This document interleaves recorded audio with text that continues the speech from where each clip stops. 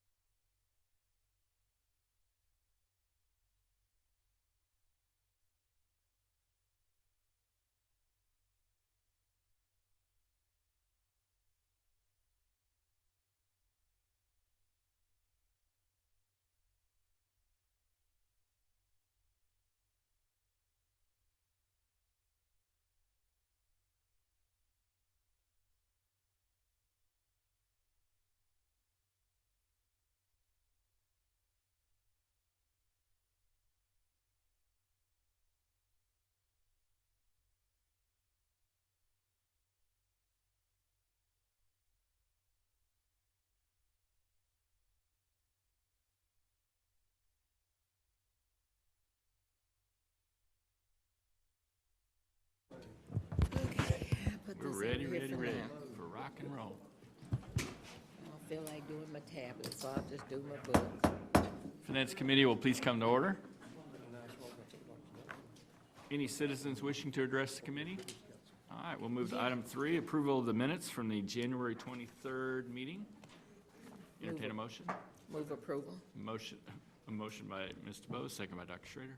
She beat you. She's way ahead of you. She's I'm lapping sorry. you. All in favor, please say aye. Aye. Opposed, motion passes. Thank you. Item 4, Spent all my CFO time report. reading Ms. those Clark. minutes. Can you see this okay?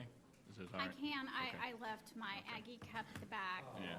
So, I know. Well, he's pointing the longhorn right at me, so I'll do my best today. It is. No, I'm okay, Dr. Weber. Thank you, though. He knows it's there. All right, so trying to get this agenda back on topic. The only item I have in my report is just to remind you that we have posted the final quarter report for the year for Hilltop with our investments. If you recall, they were here to go over their annual performance for our fiscal year. So we talk to them once a year, and then the other 3 times a year, they send us a quarterly summary. So that is there for your review. And then the next topic is going to be our health outcomes discussion. Just a little background on this. If you recall during budget, I guess back in August, we had a lot of conversation around the health outcomes discussion, our connection population, the purchase of our software that will help us manage the health of that population. Arcadia was selected. So back in November, I brought to you some connection utilization information. And at that time, we also had promised to bring you information on the Arcadia Go Live, again, the software that we've selected. And during one of those discussions, it became clear that for future presentations, we'll transition the health outcomes discussions to the quality committee. It is meeting a little bit more frequently next year. And so this will be the last presentation at the finance committee, and then you'll see future updates at quality. So, But you'll be involved in those conversations, so we'll have finance in the room on that. we will. And Michael, So to speak. if he's not started his walk up here, Here we go. he can start. I Here we thought go. he was moving, but If you want to get a meeting on track, I'm the person obviously you call up. I'm not going to comment on that one. But we are just completely off track, Mr. We are, Chairman. well, yeah.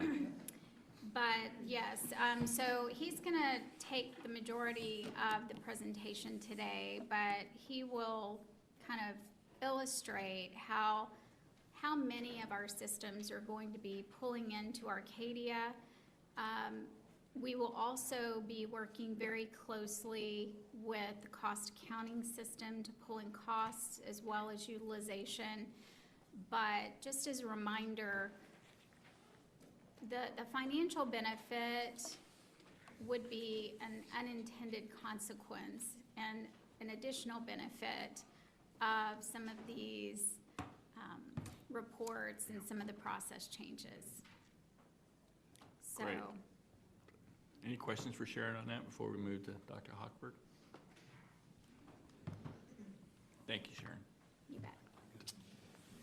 Morning, everybody. So what you're going to have here is at a very high level, just really talking about the work that we're doing around health outcomes or population health or outcomes-based care, depending upon the vernacular one wants to use in a given day. And it ties directly, as Sharon mentioned, to the Arcadia project And at the end of this slide is a timeline of what that is. Because ultimately, Arcadia will be a significant driver, a lot of the work, because it's going to apply logical data to what we do on an everyday basis, both at the macro and micro level, so that we have an understanding of utilization patterns, that we have an understanding of variance, that we can see both at the service line down to the provider level, and build out even episodes of care as we move to a much more fee-for-service to fee-for-value structure. Arcadia works in parallel with Strata and the cost accounting system. And so Arcadia builds in and brings in claims data so that we can see it at the patient population and develop predictive analytics around it. But obviously, that's only one side of the story. The other side is obviously cost. And so finance, operations, and the clinical arms all need to be working in concert with another as we drive towards improved outcomes for our patients. And so, I wanted to start off with this particular slide here. It's an equation. It's a self-created equation, I will admit that. But when one thinks about what we do as a healthcare system, and this applies not just to JPS, it's really to any healthcare system or hospital structure, and it really comes down to the question of what we do. And what we do and what we manage is ultimately care for our patient populations. And that applies really to any investments that we make. That applies to the CTs that we purchase, to the floors that we manage. It ultimately has to be defined in the care and the outcomes relative to that care. And so if you look at a given outcome, it's ultimately tied to the investments that one makes in your health determinants. And so below this equation, you see how those things are defined, but your health determinants are your medical, your behavioral, your social, your environmental. And the investments are time and process and dollars and capital and infrastructure tied to any improvements one is looking to make in variation. Because ultimately, variation leads to bad outcomes. And variation applies to cost, to quality, to utilization, to process, to clinical care, and experience. And so in a very simplified way, you could even put it in the context of an investment in building out more PCMHs. That would be your investment. The improvement in variation you're trying to achieve is in access, and your outcomes, in theory, could be reduction in ED utilization. Right? There's any number of different variables one could put into this, but it's really ultimately imperative as we begin to look at the overarching vision, as we begin to look at how we build out our service lines, how we grow as an institution, that we look at how it applies to the delivery of services here, and ultimately, what does that mean to an outcome for a patient, whether that is a reduction in their hemoglobin A1C, whether that's access, whether that's food insecurity, whether that is a limb salvage program. All those things require investments. All those things improve upon variation in delivery services, and all of them hopefully achieve a given outcome. Ultimately, the goals of what we're trying to do in a health outcomes approach, and I won't go through every bullet point here, but in a very short summary, it is about breaking down the silos that exist in a given healthcare system so that there is communication across there, that you eliminate redundancies, and that ultimately, and perhaps most importantly, you are nimble enough because you've got real-time insights driven by data to begin to act, perform, and deliver those critical services. And once you have that data, once you have those results, it's about then creating an environment of accountability and monitoring those given action one wants to achieve.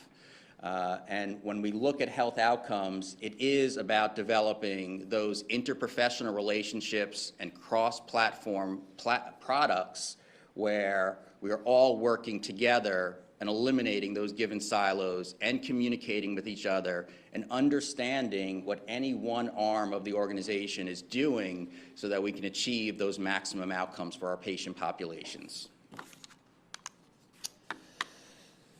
when we look at delivering services, it is also about understanding the target populations that we want to look at. And so in the case that we've talked about previously with Arcadia, we've talked about it in terms of our JPS connection population. And so if we plug the connection population in the middle of here in that circle, it's then utilizing data, utilizing cost, utilizing claims, utilizing all those facets to review, understand, and recommend actions around cost of care, hospitalizations, utilizations, readmissions across the board. Specifically, as we really move away, again, not just JPS, but as healthcare entities from task-oriented systems to ones that manage populations across the continuum of care. They cut off my other slides. Unless that's the cue to cut off. So there's two other slides. Hopefully it's in your packet, right? That's correct. That's correct. So there's two other slides. One of them is a nice circular graph that's in there, which thank you, Sharon, which just really is about the approach to health outcomes. We assess, we design, and then we implement, and then ultimately we monitor those actions. And there's a couple of key bullet points of what would go into those various functions. And what we plan on presenting at Quality Committee is really the infrastructure around this, what potentially some of those projects could look like once they're fully vetted by all our team members, and then obviously what the deliverables would be, and then once we obtain those deliverables to discuss some of the data and outcomes relative to it. The last slide that's here is the timeline for Arcadia. As much as I think we would love this to be just a turnkey, that it's a plug and play, it does require a large amount of data integration and perhaps most importantly validation of that data. Because what we ultimately want to achieve is source of truth, meaning that when we look at the data, we know it's reliable. We know that we can act upon it because it's been validated, and that we are all using the same language on data. So when I talk about it, it's going to be the same that Dr. Duncan talks about, or Zelia, or any of our clinical and operational leaders. And that is the biggest aspect of this timeline. We are slightly ahead of schedule. We do plan that it would go live, meaning that it's really usable by our end users and our teams by the June-July timeline. Now, that does not mean that all our work is on hold until Arcadia comes to launch, because we've got Strata from the cost accounting perspective. We do have some data we can pull through Epic and a number of different dashboards. And these next couple of months are really building the infrastructure so that we can go down that pathway of asking the questions of what we want from Arcadia, so that once it's live, we can move forward fairly quickly. And I got to think it'll continue to evolve even after it rolls out. I mean, it's going to be something that'll be ongoing as you demand more and more of it. To me, this is music to my ears. I mean, I know that a lot of people have been working on this. One of the slides that really stuck out at me and that I applaud you for is not the one that was hidden, but the one with the target population. Yeah. We say target population, but really that's the patient. So that's it's a patient-centric approach, and we're not just being more efficient as an operation or for financial reasons. We're centering it on the patient and improving outcomes. So I applaud you on this. Any questions for Michael? Yes, sir. Yeah, a couple. On the second slide, the goals and health outcomes approach, this was developed by whom? So this was developed by a multidisciplinary team that included Acclaim, the physician enterprise, community health, behavioral health, our finance partners, the quality division, so multi-platform and interprofessional. Okay, all right. Because I was concerned, is hoping that it's a system buy-in and not an upper level buy-in. That's correct. And so this is something that Dr. Duncan, Sharon, myself, Robert have had a lot of conversations about, and it's really about that imperative of putting the patient in the center there and ensuring that the work that we do is driven towards achieving the maximum outcomes for them. Okay. Then on the next slide that Steve referenced on population developed targeted interventions, once you accumulate the data, who's the determinants that determines what's priority and what's not priority? Sure. So we've got a number of work groups that are going to sort of do the recommendations and review, and then it would get bounced up to effectively an executive governance team, right, which would consist of myself, Robert, Sharon, Karen, a number of individuals to begin to prioritize and say these are the things that we need to move forward with. But to initially get there, we've got to have the work groups in place that can review the data, talk to the frontline staff, understand our patients, and make those recommendations moving forward. I would hope then that you would consider in those work groups that there are individuals in that work group who face it day to day. Yep, that's what I said. So frontline staff, absolutely. Trent? So when we developed the Epic implementation, we went through that $60 million effort, which went really good, really good. I mean, we rolled that thing out and it worked. Somebody pushed a button one night and next day we were on Epic, which was fascinating.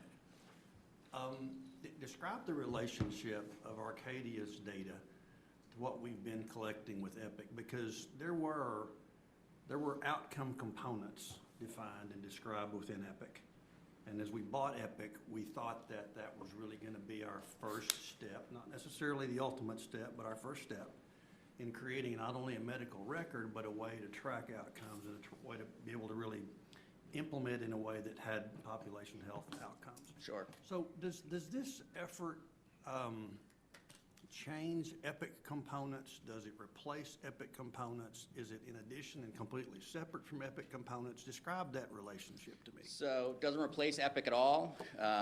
It's a partnership with Epic. Epic is absolutely 100% vital and critical from an electronic health record, from accumulating data, from bringing consistency and communication to our patients and to our providers, such as in my chart.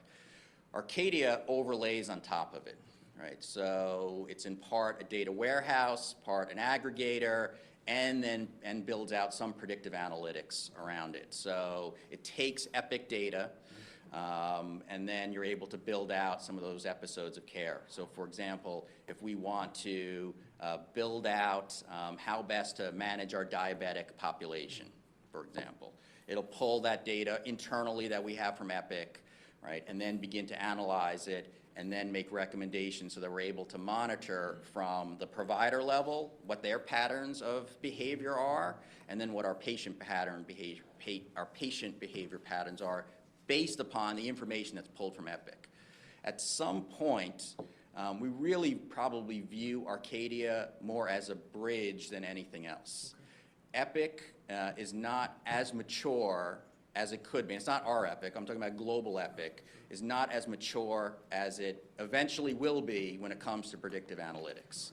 And so this bridges us to that time. Now that may be 2 years from now, that may be 3 years from now, that may be 5 years from now, but we did not want to wait for Epic to deliver it, which would then put us behind the 8 ball. Okay, thank you. Part of our hope is with Arcadia and what we want to do with the pilot program that I mentioned to you all about rolling out on dealing with diabetic populations.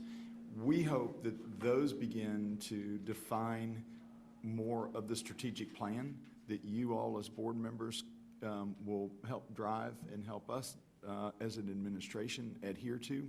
And then we also hope that it will begin to provide light on significant changes as to how we do budget. We may find some of these pilot programs exceptionally effective, but they're only going to be effective if you look at the difference in caseworkers or We look at different means by which we go out and deal with the patient. It will be a structural change as to how we fund certain positions at JPS, but you'll have the backdrop of empirical data, and hopefully through the pilot programs, you'll have use. So what we can do in the pilot program we'll be rolling out in March with our diabetic population is you can say, wow, if it reaches the results we want, nutrition made a significant difference. So should we look at nutritional programs and look at our budget differently? And then how do we get that nutrition to those patients? Everything that you see in a social determinant world has a much greater interface with a patient. It's not the patient just coming to our front door. It's us going to them to change living habits, eating habits, whatever those habits are that create poor health. We want to interfere with that. So I think it's going to be a great backdrop for you all based on an empirical database rather than anecdotally or this is a good thing to do. I think it will really help drive. So I think this next budget cycle, you'll begin to see those changes. That combined with y'all's efforts as a board to help with that strategic plan and give us as administration direction and goals, we're on a neat track. So it could take us closer to being able to affect outcomes that have been macro outcomes that we've not been able to measure or affect, like infant mortality, that are outside, really outside of our purview as it relates to our daily services, but hopefully help us move closer to a population health metric that may be a little wider gathering, maybe a bigger net than we were able to do in the past. And that will, I think, ultimately, too, particularly you've got a lot of things converging at the right time at the right place. As we have a bond package that says you now have the ability to fund an actual building, what kind of building should you be funding? And you don't want to fall into the trap of just saying, go build the biggest building you can and put 800 rooms in it.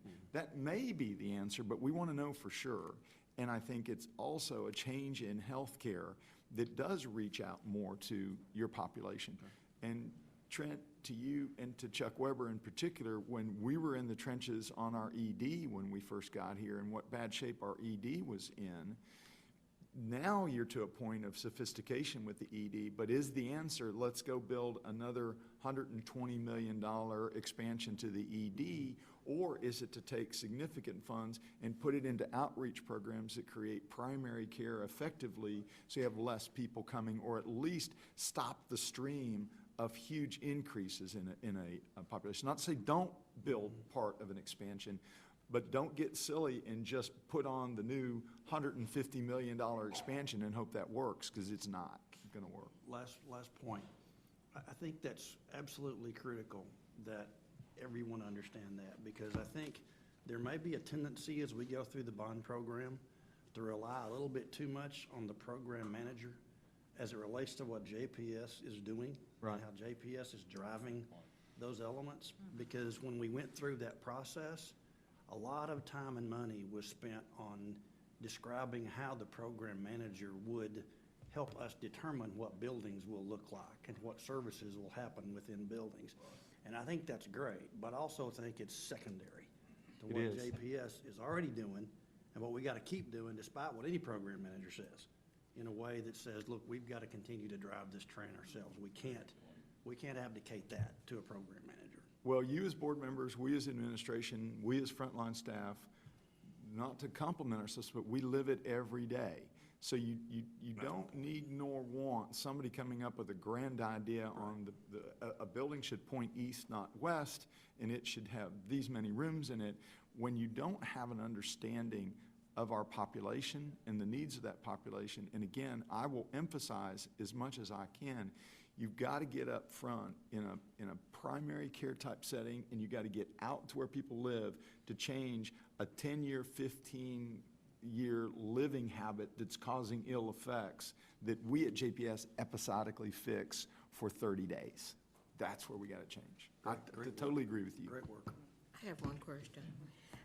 I think that where we are going is great, but I'm also wanting to make sure that as we look at those outcomes where we're going, the cost of that care and how you evaluate that and how we look at the payment we're receiving because you're changing what you want to do, but if you're not able to look at that actual cost of that care with all of the utilization data, we won't be able to control our costs. So I am totally in favor of all the things that we're doing.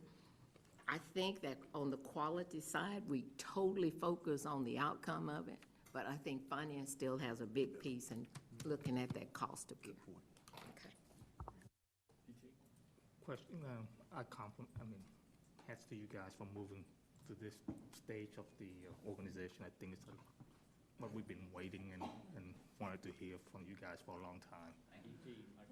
My only advice at this point is look beyond Epic data, because you got to see a total 360 view of the patients. And the reason I'm going there, because all this stuff is nice to have, but at the end of the day, you want to potentially going away from the standard of care and start looking at the appropriateness of care. I think that's where you need to drive to, because standard of care people can hide behind it, because reality and perception are totally different when you start seeing all that stuff. And then to be able to, when you see the total view of the patient, you'll be able to more accurately talk to the provider, because there are reasons why on here doesn't say, but they're going to have to go after network. So you have to look at the provider adequacy. Do we have problem with recruiting? We don't have enough, so that we send them out at a higher price until we can pull them into quality and all that stuff. I think those are very important things. I think the execution is very key to pulling data and find the truth of it. And I'm sure you have plenty of people, but I would advise bringing in more IT people so that they can see your trouble, so that they can resolve some of your challenges. Otherwise, you're going to pull hair out of a lot of clinicians, and they don't know where the data came from. But you guys are in good shape, so compliment to you guys. Yeah, so I think those are great points. From the Arcadia standpoint, right, it's pulling Epic data as well as claims data. So we are pulling information from some of our attributive lives, particularly from the payer side, particularly on our Medicare Advantage programs, and then we can pull clarity data on the connection population as well. The good thing that in partnering with a company like Arcadia is they can also begin to recommend those standardized practices, because they've got populations that they manage through some of their other relationships. And so I've said this before, but the most comparable organization that they work with is Boston Medical Center. So you're talking about a public safety net hospital in Boston. And that's one of the main reasons why, when they came on site, they got our organization really quickly. They understood our population, they understood the challenges that we have, the resource constraints that we often face, and so we can leverage them to also develop those standardized practices. From the resource aspect internally, I'm sure David's heart burst in hearing about more IT personnel, but we have already built out a number of FTE support and skill sets around data analytics. And then as we move this type of presentation over to quality, we'll talk about some of the FTEs that we put into last budget cycle, to have the infrastructure around managing particularly the connection population. So there has been a concerted effort over the last several years to begin to build out those teams and or acquire the skill set necessary to manage these complicated data sets. As a CEO, it's always fun to watch the reaction when somebody makes a statement like that, because David is overjoyed and Sharon is cringing. So it's always fun to watch your two key staff members and their reactions. Sharon's not happy, David's delighted. So they will both have discussions with Michael after this meeting. Any other questions for So I just, Yeah, I just have one question, just on the basis of Arcadia itself. As it overlays through Epic, does that mean that there is additional things that the providers or staff will put in, or is it just skimming the Epic? Yeah, so there's no documentation necessary for the provider or our case managers in Epic. It overlays, there's pop-up screens that'll come up. So if I'm a primary care physician, I'll open up Epic. That patient will pop up in Epic. And Arcadia, through its integration, will then have also a pop-up screen as well, which will show they're due for these tests, tie it back to some of the HEDIS measures. So there are synergistic systems there, but it's not a requirement for a physician or provider or nurse or case manager to document in two different systems.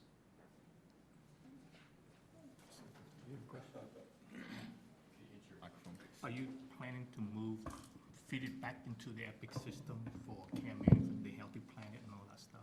As you go in? So as I said, our goal is to hopefully this will just be a bridge until we get, or Epic gets to the stage where it is a totally comprehensive, self-contained unit. I think you need to plan for long term. That's why we got a bridge. No, long term for bridge. That's why we got a 5-year contract at least. Or started with. The other thing that I would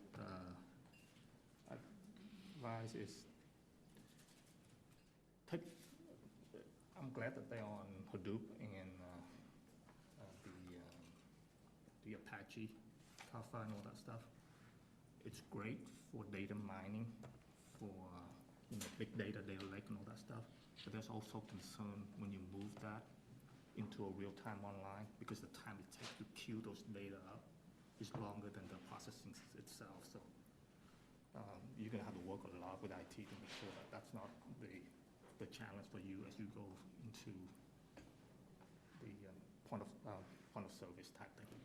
Yeah, like, we expect that, even though the Epic was a push button and it started, there's always going to be bumps, right? Whenever you launch an IT platform or data aggregator or predictive analytics, there's going to be bumps once it starts there. As people begin to navigate through a system, figure out how the system works, do we want to reconfigure it for this? I think the most important piece is getting it up and running, getting that initial data set validated, getting people comfortable with using a platform like this, and then we begin to tweak at the nuances to it. Get ready for a big fight with your financial team, because what for net collection is not enough for clinical analytics on the back end from that standpoint, because you're moving departure from retrospective into perspective type thing. So. Yep. Reverend Emerson. So I like this. This is excellent. But the cover sheet says health outcomes. So that's the reason that sign is down there coming out of the parking garage. JPS is the reason you're here. Yeah, I'm looking at you, right? You said it's at parking garage. It's on the brick wall. I noticed that coming in, yeah. So it's very nice. Yeah, you bet. That is our new selfie approach. And you stand in front of that, take a selfie, and talk about why JPS, and it's already hit social media, and it's doing really well, and it's kind of cool. So people stand in front of there, and they take their picture, and they say, this is what happened to me at JPS, and thank you, JPS, and it's worked really, really well. It's only been up, down to 2 days, and we've already gotten some really neat responses from folks. Standing in front of there, taking selfies. It's worked really well. You bet. I'm gonna go do that. Okay, any other questions for Michael or for Sharon? Thank you very much. Thank you. Coming next time to Quality Committee. That's right. All right, item 6 is Sharon. We'll do 6A, the January financial report. So January was a very, it's kind of a different month. We actually were only about 1% ahead in our admissions, almost on budget. But if you'll notice, the case mix index was significantly higher. So This is the second month that we've seen an increase. It was about 6% higher than we budgeted. Case mix index is a measure of how sick a patient is and how many items that we are treating on that one patient. So you can see that our length of stay popped up, but it is also about 6% over our budget. So both of those aligned this month. And we'll talk about that when we get to our net revenue line and what happened. For our emergency department, I do want to point out that this was an extremely busy month. I believe this was the busiest month in our emergency department. So you can see that it was above budget. It was above budget by about 5%. That averaged 345 patients a day. As I told leadership earlier this week, doubtful that we averaged 345 each day. So I didn't go back to see what the high day was, but you can imagine it was You pretty wanna tell her, significant. 420 is the high a day. So interesting statistic if you think about the number of people that came in for an unplanned visit. You also kind of have to marry that up with our urgent care. They had 151 a day. It was a record-setting month. It was not the highest that they've seen. I think it was the second highest in a 3-year period. So almost 500 patients a day coming for care. And I think as Michael kind of introduced what we're trying to do, that can make a significant difference there. Our observation cases were high this month as well. They were about on trend. Our invasive lab cases, I'm going to point this out because this does kind of impact our medical supplies when I start to talk about those. It's about 4% over budget for the month, and it's trending about 5% over budget for the year. I don't know what she's talking about. Our surgeries, inpatient surgeries were 2% under budget, and outpatient, as you can see, we're well above budget at about 5%.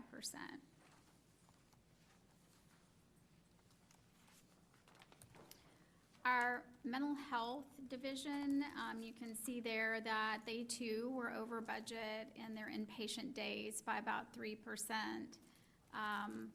Our emergency visits continue on their annual trend. And our outside medical services, I just wanted to kind of show you guys this graph again.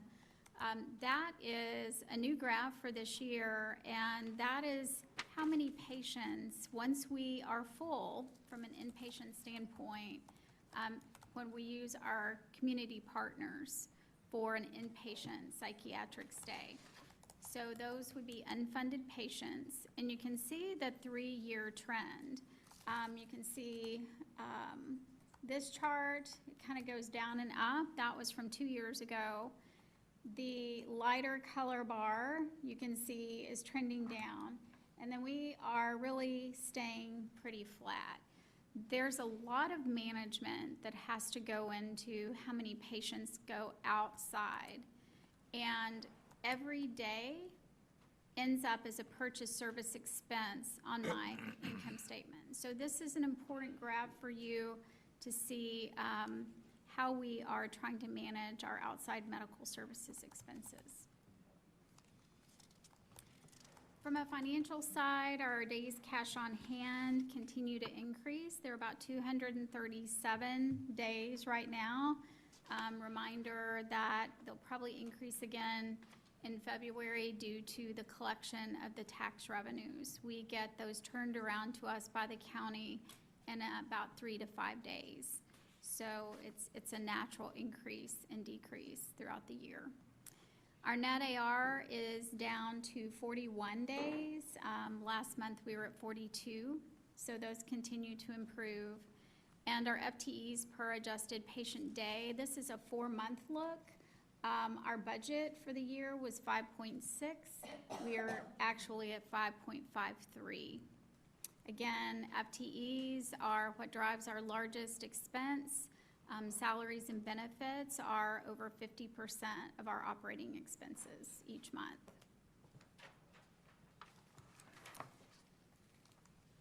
Our connection enrollment, I tried to warn you that once again, January was approaching. You can see that we had a slight decrease, about 6% or about 2,700 enrollees this month. You can also see that most of that decrease happened in our connection supplemental population. They have to re-enroll every January, kind of in the same step as their enrollment in the ACA plans. And you can see each year that that happens to decrease, and then we will start the re-enrollment process, and it'll come back up. So what are some of the items that they're doing to kind of combat that, the early information? I know there's only so much we can do within our population, but are they? We try to call, we try to text those individuals.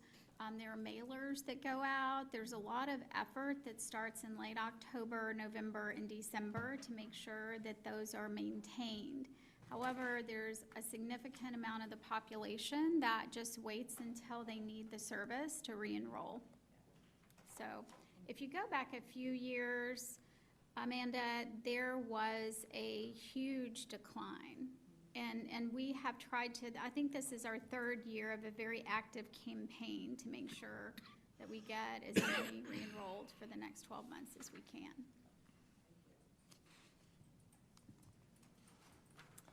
So from an income statement perspective, we did hit our operating budget almost right on.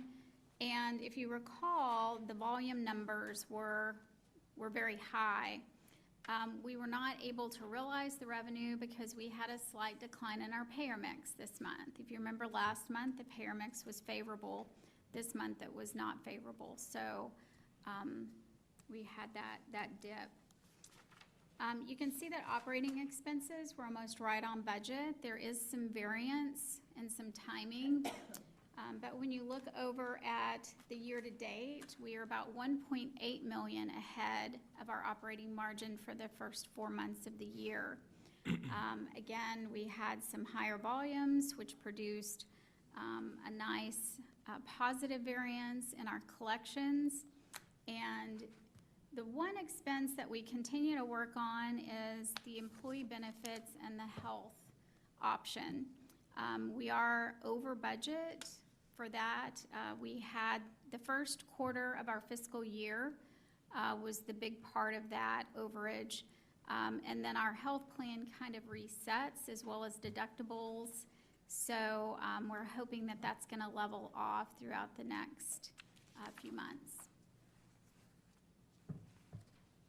Any questions on the medical center side?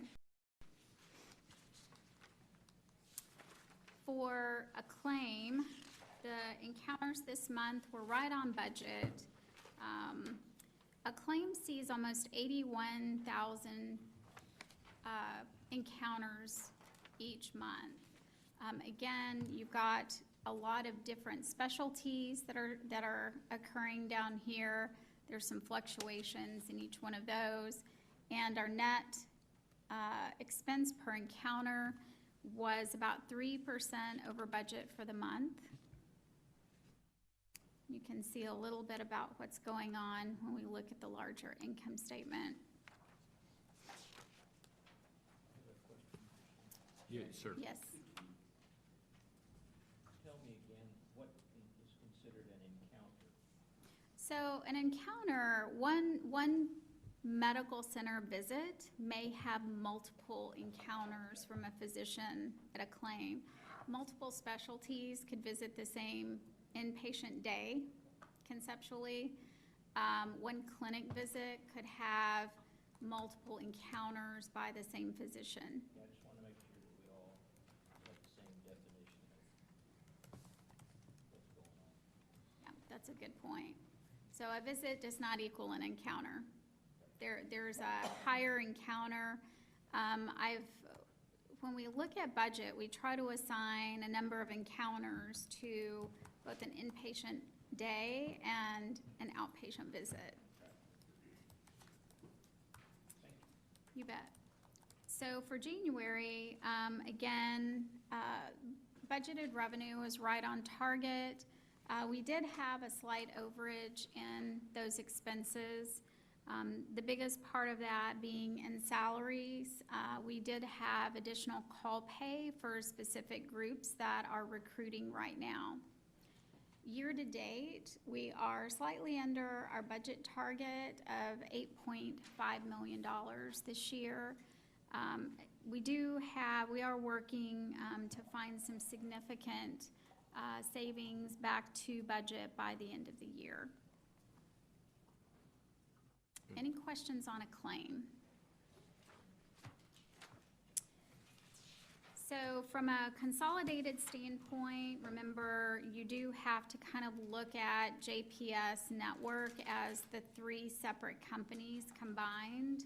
The medical center, we also have the Acclaim activity as well as the foundation that helps support some of those activities. If you look at year-to-date, our operating margin, we are about $1.5 million as a system ahead of our budget. For year-to-date, you said? Yes, this is our year-to-date number. Got it, I'm sorry, looking in Yeah. the wrong place.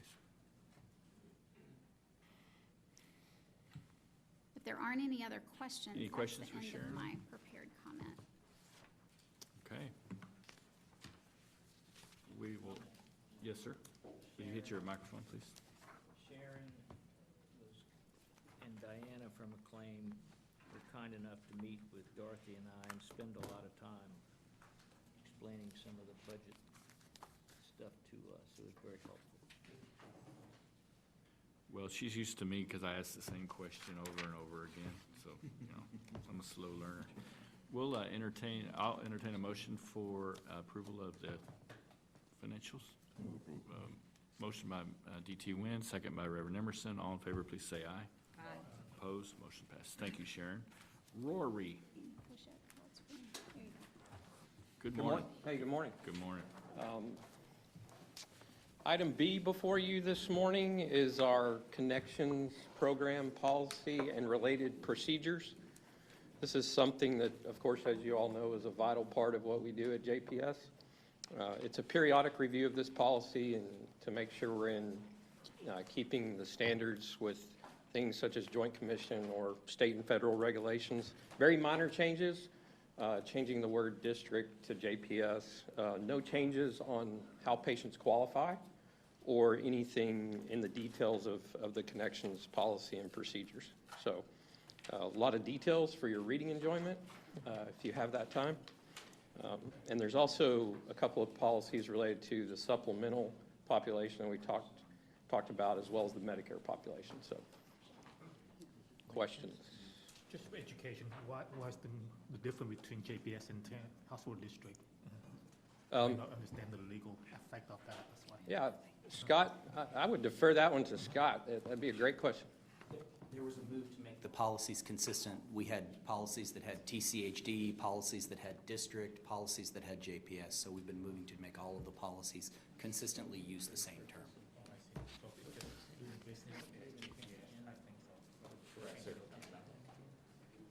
There is another policy later in your approval agenda, but again, a lot of these policies, we do have to make sure that we show updates, even though there's no significant change to the policy. So these two policies just naturally have come up. We try to target every 3 years or so. So I know this wasn't a change within the policy, but there is something under non-sponsored patient, any patient under B has undocumented illegal immigration status, non-immigrant visa, student visa, boarding pass, and I-94 card or non-immigrant, and resides wholly in Tarrant County. So I would like for us to look at that in future of changing that particular stance, especially as it's related into the connections program, and being able to allow that striked. What to be struck, non-supported patient has undocumented illegal immigration status or non-immigrant visa or student, they're ineligible for connection program. Where are you looking, Amanda, on the? That is on the actual policy, which is LDF 5001, financial screening procedures. So that is actually not in your printed packet, but on the,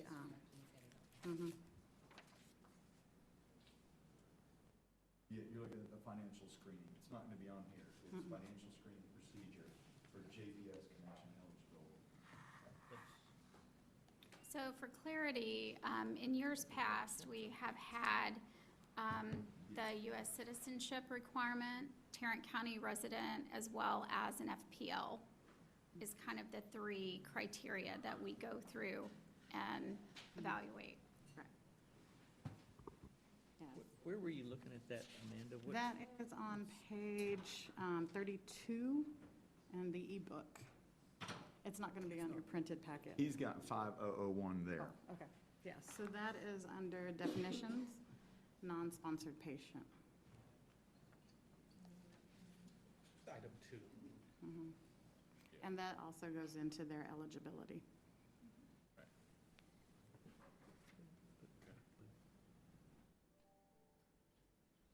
Any other questions for Rory?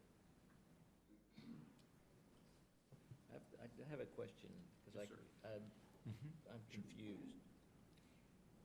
On LDF 5001, sponsored patients, when I read this, any patient who is a legal resident of Tarrant County who does not reside in Tarrant County solely for the purpose of obtaining health care assistance. What that's saying is they're not living in the county so that they can get health care assistance. This sentence, to me, doesn't make a lot of sense. Am I just reading it wrong? Or should there be a comma somewhere? I'll let council speak to it more succinctly than I, but I read it as someone who is not just living here, coming to live with, say, a friend so they can get assistance. They actually have to reside Have to reside in the county. Okay, So I think that means. with that interpretation, I would get it, but that's public school And I think that, interpretation here. yeah. It relates to the proof of citizenship and the proof of Tarrant County residency that the applicant has to provide. correct. Yeah. Okay. Okay. Any other questions? I still have the same question, but I understand your interpretation. Okay. I'll entertain a motion for approval of this or consideration of this item B. Motion by Mr. Nguyen, Second. second by Dr. Weber. All in favor, please say aye. Opposed? Me. Opposed? One opposed. Ms. Arizola opposed. Motion passes. Thank you, Rory. Item C. Okay. Item C this morning is it's a managed care agreement that would be entered into with Cigna. It's a new product for their Medicare PPO. Of course, a PPO by definition gives members greater flexibility for choice. We would not be in that agreement now, and if members for Cigna were to choose this PPO product, we would be at risk that they would not be able to be cared for here. So it's simply a new product that we're entering into with Cigna. Any questions for Rory? DT? Yes, correct. Any question? Entertain a motion for approval. Motion by Mr. Petty, second by Mr. Zimmerman. All in favor, please say aye. Opposed? Motion passes. Thank you, Rory. Item D. Okay, item D, as you saw from the financials, we continue to have a critical need for behavioral health care services. It's something you can see from the numbers and the trending, how important that is. This is an agreement that places us in network with Superior Healthcare for behavioral services. Superior is one of those major players in the Affordable Care Act market. And so that of course, continues to be a growth segment for behavioral health care in that ACA market. And so we are entering in an in-network agreement with that insurance company. So, Mr. Petty? question, in terms of negotiating those rates and those prices, how did they end up comparing with what our current panel shows? Good question. So one of the reasons, if you look at how long it took to negotiate this agreement, they were significantly below where we wanted them to be, so we were able to get them in a much favorable position. If we want to talk specific numbers, we might do that in a different session. Okay. But they're much better than the average for Superior. Is that good enough? Okay, I'm happy if you're happy.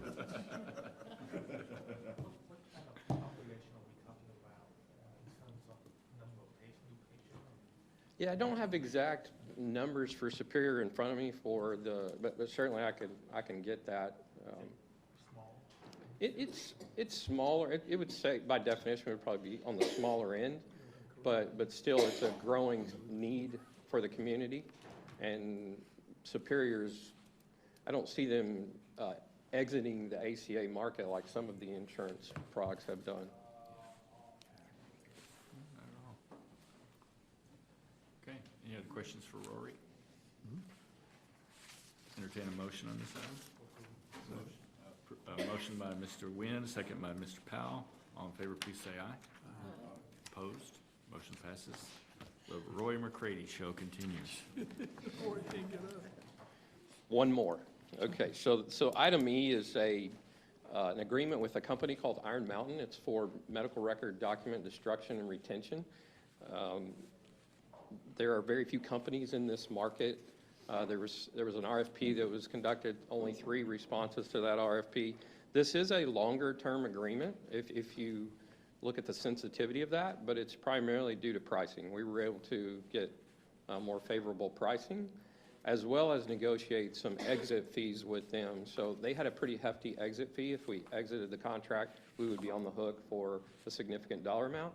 So by extending the agreement a little bit, more favorable pricing. The 2 companies that were not selected just did not have the capacity to handle JPS's volume, and one of them is in fact just kind of a smaller business. So before you for your consideration. Any questions for Rory? Mr. Wynn? Some of it is destruction, but also some of it is legal requirements on how long we have to retain records for a period that we're able to go retrieve those paper records. These are separate destruction of the hard drive and all that stuff. Yeah, paper, correct. Just as an edification question, how much paper do we how much storage do we actually have for? I know that's a double-edged question right there. Yeah, it's a very good question. In fact, it's something we were working on to try to reduce, because each, if you look at a box, or each one of those cost us money. So one of the projects over the next year is to focus on that. I don't have the number of boxes or pounds in front of me, but it's definitely a goal of this team to reduce that, because there is savings from keeping all those records. Right. Are the records retained nearby? I know Iron Mountain has several storage locations. So are they also doing our storage and destruction? Yes.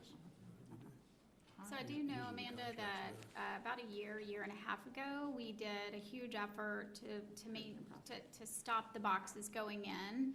But you almost, at this point, have to let the boxes that are there go through their life cycle and enter the destruction phase.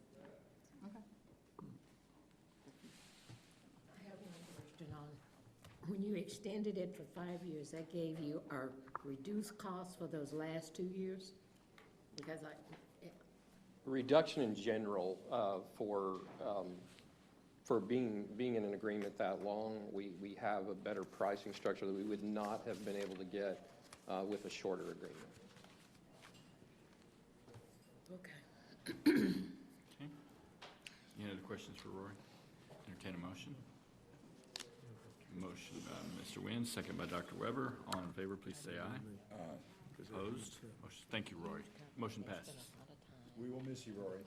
What are we going to do for the rest of the meeting? I think Trudy Sanders is going to stand in for Wanda on this item F. They were good. morning, Trudy. They did a good, they gave us a good presentation.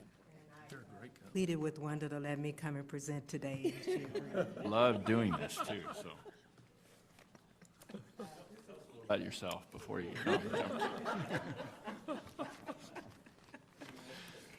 Go right ahead. This is a purchase agreement with Stryker for equipment in our ORs, and it is included in our FY20 capital budget. So this new equipment is for laparoscopic and arthroscopic surgical procedures, knees, hernias, ACL repairs, et cetera. And it would be replace older equipment that we have in our OR.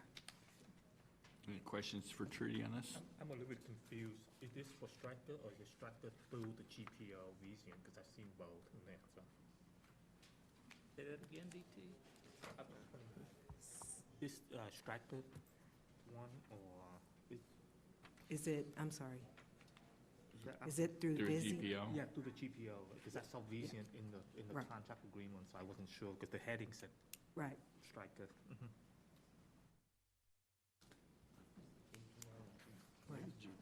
GPO. GPO. It is GPO. GPO. Okay, any other questions for Trudy? We pick up that extra. Opposed, second by Mr. Powell. All in favor, please say aye. Motion passes. Thank you, Trudy. Thank you. Trudy, Kenny asked if you could do his next too. Would you stay up here, please? Yeah. I completely agree, and I appreciate Robert looking out for me. Mr. Carr, item G. Good morning, everyone. Morning.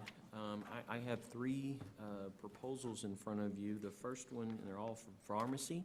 The first one is in regards to Nephron Sterile Compounding Center. This is for approximately $225,000 per year and a 3-year agreement.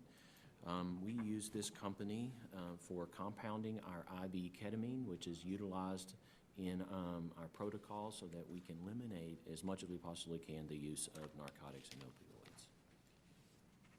Happy to answer any questions. Any questions for Kenny? Need a motion? Motion by Ms. DeBose, second by Mr. Zimmerman. All in favor, please say aye. Aye. Opposed? Motion passes. Thank you, Kenny. Item H. This one is between Cuva Pharmacy, and it is not for the IV, but for the oral ketamine that we utilize for our patients. It's a 3-year agreement as well, approximately $2,500,000 over the course of the contract. Questions for Kenny? Motion. Motion by Mr. Zimmerman, second by Reverend Emerson. All in favor, please say aye. Opposed? Motion passes. Item I. All right, thank you.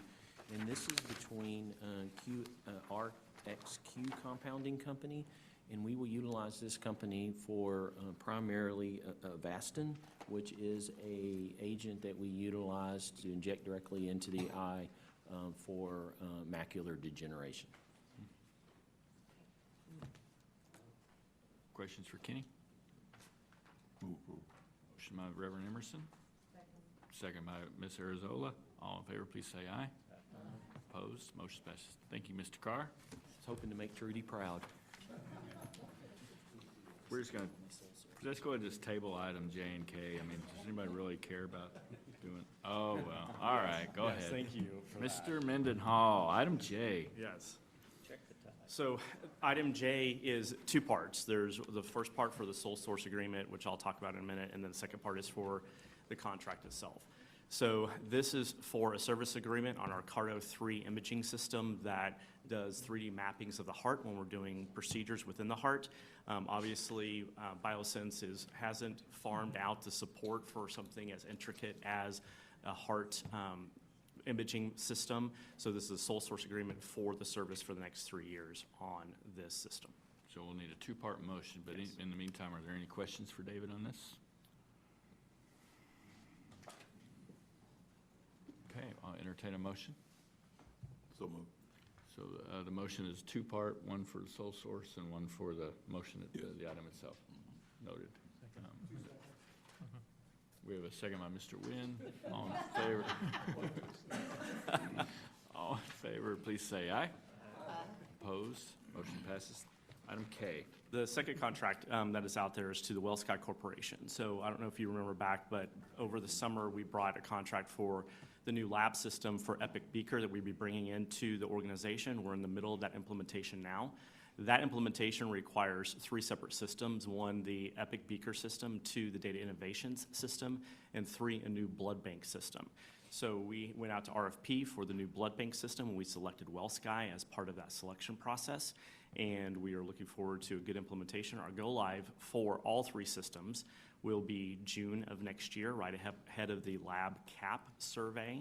And so we have a very tight timeline to get all that done, but we're confident we can get all that done. In fact, we're already ahead of schedule on the Beaker implementation already, and this is another system we're going to be putting in as part of that process. Okay, so we need to vote really, really fast, right? It's going really fast. I will tell you to this board, Mr. Petty brought up Epic earlier in the conversation. I will tell you that this particular implementation with Dr. Miles has been the most physician-engaging implementation we've done. And Dr. Miles, being the lab director, she is right in the middle of this Epic Beaker implementation every day. And that really brings a lot of joy to a project when you had that physician engagement. And I think that's a change where we were 10 years ago, where we were 5 years ago. Now we have physicians that want to come to the table to really make it what it can be. And Dr. Miles and Bryce have been phenomenal partners in this procedure. So that question, did the Epic system not have at all a blood bank module? Have we been having to duplicate efforts? No, that's a great question. So when you look back at the history of Epic, and Dr. Hochberg said it well, there's a maturing aspect, right? They do EMR extremely well for inpatient, outpatient. That's really their niche. But over the course of the last few years, they did the exact opposite of what a lot of EMR companies do. When you look at Cerner, when you look at all the Greenway, they go and buy companies in McKesson and then try to integrate them, right? Epic says if there's a need, we're going to build that need. So there's a roll-up. Epic, when we contracted through Epic, did not have a lab system. They didn't have a blood bank system. They didn't have even a cardiology system or a radiology system. And over the course of the last 7.5 years, 8 years now, it'll be 8 years in May, they have developed those capabilities, and we have implemented as we've went. Their Beaker project only came to maturity about 24 months ago, and we were not one of the early adopters of Beaker, even though we had the licenses for it. We were not one of the early adopters. We've let some of the other hospitals work out those kinks, but now Beaker has become kind of an industry standard for it. They have not then subsequently developed a blood bank system, and I don't see them putting that on their roadmap for some time, because that's too specialty of a niche for them. They do more broader projects. We even asked, since we have our blood bank system, our blood bank outsourced to Carter, we even went to Carter to say, do they have a management system that we could bring in-house that we could utilize within them? And that's just not their niche either. So that's why we went out to RFP for this project. So what do we have to touch with this as it relates to what Carter already does for us? So actually, Carter will be the biggest end users of this. So WellSky is the integrator. So it tracks and does all the quality assurance for like the double barcoding, and tracks it all the way back to the pathology that needs to be done, and then all the way back to Epic Beaker for the documentation pieces of it, right? So Carter's actually the end users of it to track all of the product and inventory that they have on our premises. I'm surprised Carter didn't already have that. That's why we asked them I actually went to them first and asked them if we could purchase something from them to manage their product, and that's just not something they have today. Wow. Okay, thank you. I would have thought so too. Surprising. Clarification, because it said on the cost side, the top 2 items said FY20, and then when you add it up, it said the 3-year cost. Right. Is that paid for this year for the next 2 years? So that's a great question. So the 300,000, so the 297 is capital, the 300,000 is operating. That 300,000 for operating is actually 4 line items, if you will. Okay. It's the original operating for everything that falls below a capital piece of it, right? Different interfaces as well as training budgets and so on and so forth. And that takes us to go live a 1.5 years from now. It's about $111,000 if I remember in the contract. Then after that is about $60,000 a year in operating costs. So that three-year term is a little confusing. It's 3 years past go live, right? So when we go live June of next year, it's 36 months beyond that. So that, we shouldn't have said 3-year term. It's really for the cost of go live and then for 3 years after that. Yeah. Got it. Thanks. Great question. Any other questions for the turtle? We have a motion by Mr. Nguyen, second by Mr. Zimmerman. All in favor, please say aye. Aye. Opposed? I'm auctioning. I love the tie. Yeah. Tie's awesome. I think the tie constricted blood flow. And, Thank you, David. J.R. Labby, someone we don't get to see much in this committee. Item L. And I'm so excited about that. Leave it open-ended. We don't know if you're excited to come here or excited they never see you. Just for general purposes. I'm excited because Mendenhall's Turtle, because he's never going to live that down. So. The policy before you today is just one that is on its annual every 3-year review, and this one has to do with development activities here at JPS, and that they are maintained through the JPS Foundation for the benefit of our network, and it applies to all JPS employees, contractors, and not here at JPS. So, Okay. Any questions for JR? The JR Labby Job Security Fund policy. Based on that, I move for approval. We have a motion by Mr. Powell, second by Mr. Zimmerman. All in favor, please say aye. Opposed? Motion passes. Thank you, Ms. Labby. Thank you. Mr. Chairman, point of reference. Yes, sir. Amanda, you serve as the liaison now between the board and the foundation. Okay, thank you. Item 7, Mr. Cummings, any report from council? Very briefly, Mr. Chairman, there were 29 contracts under $500,000 in January 2020. They have been uploaded to your board portal. Thank you, sir. For Scott? Okay, we'll move to item, there are no items in closed. If there are no other business, then we are adjourned. All right, good meeting.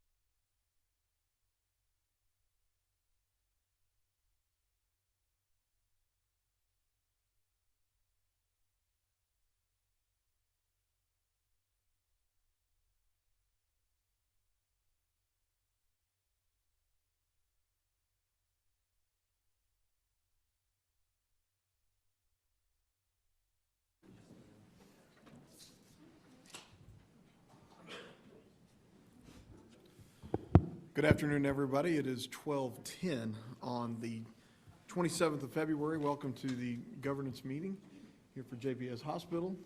I like to call it the hardest working committee at the hospital. Without objection, we'll go with that. So, quick. I'll do that. So, anyway, thank you all for being here. We'll have a executive session today, and hopefully we'll get out of here pretty quickly. I know Reverend Emerson needs to get to pick up his wife from the airport and was instructed, do not be late, so I don't want to hold it up. That being said, are there any citizens wishing to address our committee? We did not have any. No citizens wishing to address. I'll call for approval of the minutes from our January 9th meeting. I've got a motion by Reverend Emerson. I'll take a second from Zimmerman. All in favor? Any opposed? Thank you. Just a quick committee chair report. Just want to simply say to the committee, number one, to allowing Dorothy and Amanda and I to sit down and work on the standard operating procedures. Hopefully you've all had an opportunity to review those documents. We'll discuss them in detail later. And I have a red line copy as well as a more or less final draft to look for our discussion. But thank you for giving us the opportunity to do that. I think we've come up with a pretty good document with the help of legal counsel in his office. So we'll talk about that. That's all I have. Let's now hear from Ron Skillens. And team, I guess Laura's going to be here and Dr. Kramer. Okay.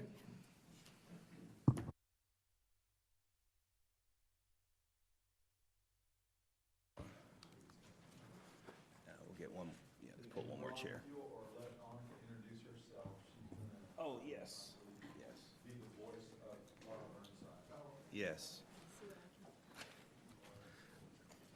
So, good afternoon, everyone. This first agenda item, as it always is to give you an update on enterprise risk management.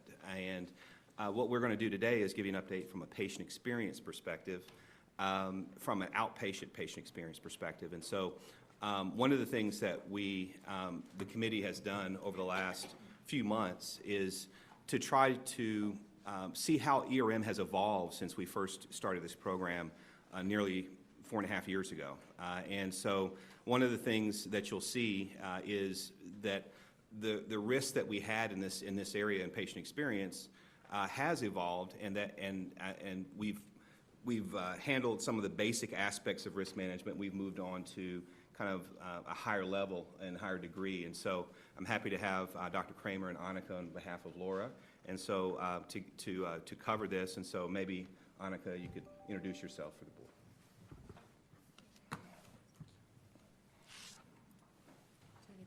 Oh, yeah, here you go. Good afternoon. I'm Annika Fisher. I'm our Executive Director of Patient Experience here at JPS, and I'll be speaking on behalf... Very strong last name. And I'll be speaking on behalf of... It is, that is true, yes.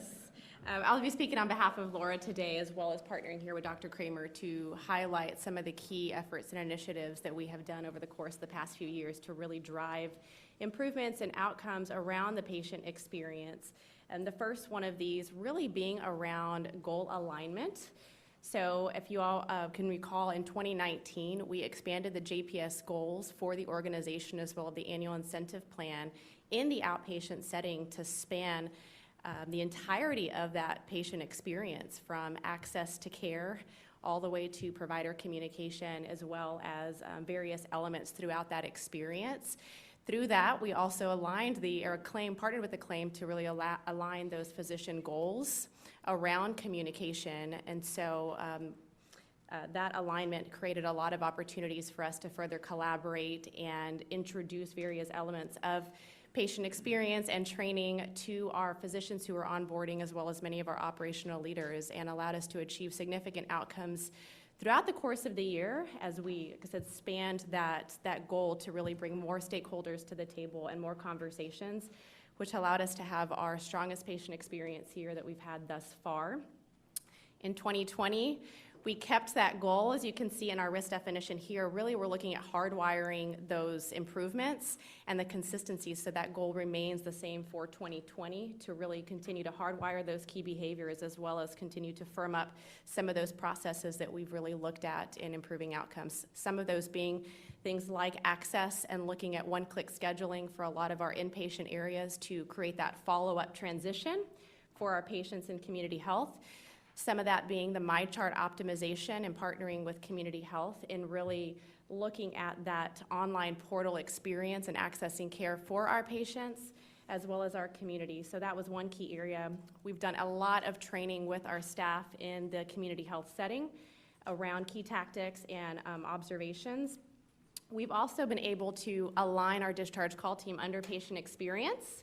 So every inpatient is receiving a discharge phone call here at JPS, and we are able to look at everything from follow-up appointments, as well as not just their experience in the hospital, but ways that we can really celebrate and capture and highlight things that we're doing well, but also identify those opportunities for improvement. And so we've been able to really gather and collect all of those trends and data and bring together key stakeholders to figure out how can we better create that transition and that partnership with our patients, not just at JPS Main Hospital, but to the community, with our community health clinics as well.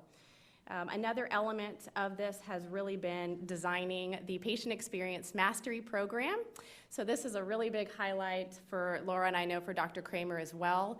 So this program was really designed for a couple of different things, one of them being to really bring together a community of operational leaders as well as our providers to create a dyad partnership around improving patient experience. So that includes all kinds of aspects, from understanding ourselves to understanding our patients to understanding what's important to them, but also understanding each other's worlds. So our operational leaders really thinking like our physicians, and our physicians understanding the operational side, because in order for patients to receive a great experience, it's not just about communication, but it's about the processes, it's about the procedures, it's about the quality and safety of care as well. And so we graduated a little over 50 graduates with this past cohort, half of those being providers, some of our physicians and APPs, and the other half being our operational leaders. We are almost halfway through our second cohort of about 40. So we've created just so many ongoing conversations and wins through that program. And we already have enrollment for the fall cohort as well. And so I feel like this is a huge testament to the work of the organization, because especially on our physician side, they have to give up an hour of their evenings away from family to be part of this program. So it's a lot of time and a lot of dedication, but we have seen significant outcomes and conversations and wins through this program. And with that, I'd like to hand it over to Dr. Kramer to really speak to a lot of his partnership in launching this program and helping it to be sustained, as well as the establishment of his role and how that aligns to the risk mitigation around patient experience. Thank you, Annika. So for those that I have not met, just a little bit about my background, which kind of puts some of this into context. I'm Tim Kramer. I'm still practicing as an obstetrician gynecologist here. I trained here as a resident, so I've been with JPS since 2002, minus a couple of years in private practice. So I've really seen it evolve from the inside over that 15-year period. In terms of this notion of a position called the Chief Physician Engagement Officer, probably a better term would be in clinician experience, because these issues of physician engagement or provider engagement, which includes our advanced practice providers, really is looking at the overall experience that they have. And when you try to define what that experience is for our physicians and APPs, you can't talk about it without talking about the patient experience and what that interaction and what that is like. Because if you look at the workforce of physicians and APPs, the big driving force for the satisfaction that they get on a day-to-day basis is the feedback they get regarding that experience. So strategically, we're approaching this as really sort of a one and the same approach, in that the patient experience is a part and parcel definition of what that physician and APP experience is, and that the strategies and programming we bring forward should be working in synchronization in such a way that both of those are driven. And so that is really what the idea of the mastery course was from the very beginning, was the best way to engage or energize the physicians and the APPs is to actually do something programming-wise around the patient experience. So the design of the program, which does include outpatient and inpatient clinicians and operational leaders from those areas, is all about driving that experience and creating that satisfaction on a day-to-day basis. It's a 9-part, 10-part course, but by design, it really doesn't touch on the data, the numbers, and the outcomes. It's about the day-to-day activities and the tools for success for that. The reassuring part for us is that we weren't teaching to the test, so to speak, but had the data to show that the scores from those individuals participating on the outpatient side went up at a rate that others in the organization did not see that. So that gave us some early evidence of the success with that, and that was without any specific intent to improve the scores. Moving forward is continuing to get a critical mass of this process, because to actually hardwire that approach to patient care requires more than 40 or 50, but this to actually spread to the hundreds and hundreds of providers we have, both inpatient and outpatient, across the organization. So in terms of the strategy for physician and APP engagement, the starting point really was the linkage point with the patients, because that really is what drives them the most. And Dr. Haynes was actually one of our first cohort participants and graduates. So. The experience that the experience that the clinicians are having are really centered around the patient and patient-centered care and reviewing the skills and the cultures that align with the pillars of JPS, and so it really, I think, creates a tremendous union and gathering around those things that we expect in terms of behavior. So I think it's been an incredible program to participate in.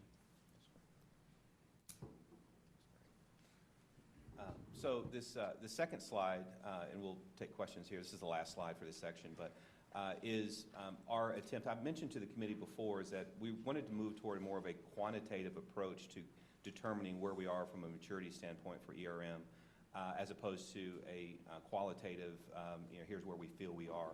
And so what we did over the last few months is, starting in patient experience, but also in the other areas that you'll see, is to look at data and pull data, JPS data, that is directly related to these risk areas, and to have the data to inform how we place the current maturity line on this chart.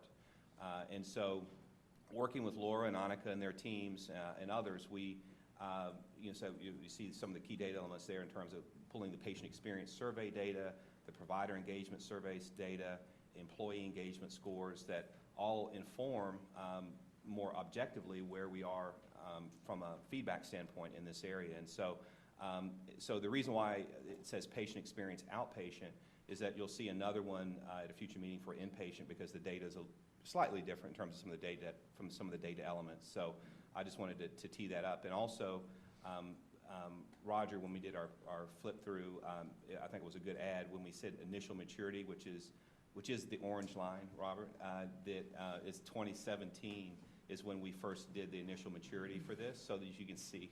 I always like messing with Robert on the covers, but yeah. Right. Yes. Yes. Not quite burnt orange, but so 2017 is when we initially placed this, and it was just above the second level of a 5 scale. And so you can see that over the last, almost 3 years now, that the progress that the team has made, which is evidenced by what they had said. So we'll stop there. Any questions for Dr. Kramer or Annika? Any members have any questions? I think it's great. I mean, people come to the hospital and the outcome may not always be what they expected as far as someone's health or prognosis or end result, whatever. But the experience they have here is really important, and the fact that I say in a relatively short amount of time, the amount of work that's gone into changing that risk from repeatable to find to manage to optimize. I think now let's just set the goal a little bit higher, and that's the whole point of this system. So my hat's off to all of you. It's great. I just wanted to add real quick, in terms of the linkage between the provider engagement scores and patient experience, one of the major components for that engagement survey is the perception of those providers of the experience and the care that the patients receive at that organization. And on our survey, that is one of our major areas of opportunity. And there's a two-pronged approach to that. One is to actually enhance the experience with this type of programming, but also to make sure they appreciate how good of an experience presently most of our patients get. So as we grow with this on the patient side with experience, we should naturally see some improvements on the provider engagement, and that will continue to fuel itself. And to Tim's point, this is not a squishy area. You can't achieve the goals that you as the board set out for us if you don't have engaged workforce, particularly from physicians and nurse practitioners. You cannot move forward with anything unless you have that as your foundation. And that's been a struggle for us. When you see a low turnout participating from physicians in our surveys, it's an indication that we got to figure out how to get better in that regard, because that engagement means they have a link to the patient, they have a link to our goals, they have a link to what the pillars and the destination metrics in which you all set. So to Chairman Fisher's comments, I applaud you all as well, because that's work that can look like, well, we don't need to worry about that. If you don't do that, you don't accomplish anything that comes after that. Anyone have any other comments? Mrs. Fisher, unrelated, thank you. Dr. Kramer, thank you very much. Thank you, guys. I don't know how Laura would have done, but you did really well, so thank you. Absolutely. All right, so I'll call Michelle up for the compliance update. And as she's coming up, I'll start with what I normally start with, which is kind of what's happening in the industry as a whole from a healthcare perspective. And as is always the case, there's always, the government is continuing to have an active role in its enforcement actions. The team and I attended about a month ago now a regional compliance training here. It was actually in Grapevine. That had OCR, it had HHS and DOJ there to talk about some of the things that they're looking at, and all of the regional and local hospitals were there. And one of the things they talked about was this first bullet, which was the continued enforcement of the False Claims Act. And looking, the False Claims Act is the number one tool that the government uses, particularly in healthcare, to get recoveries. $2.6 billion was specifically to the healthcare industry, even though false claims it also includes government contractors and other things unrelated to healthcare. Overall, it was a little over $3 billion overall that the government reclaimed with false claims, but the vast majority of it is in healthcare.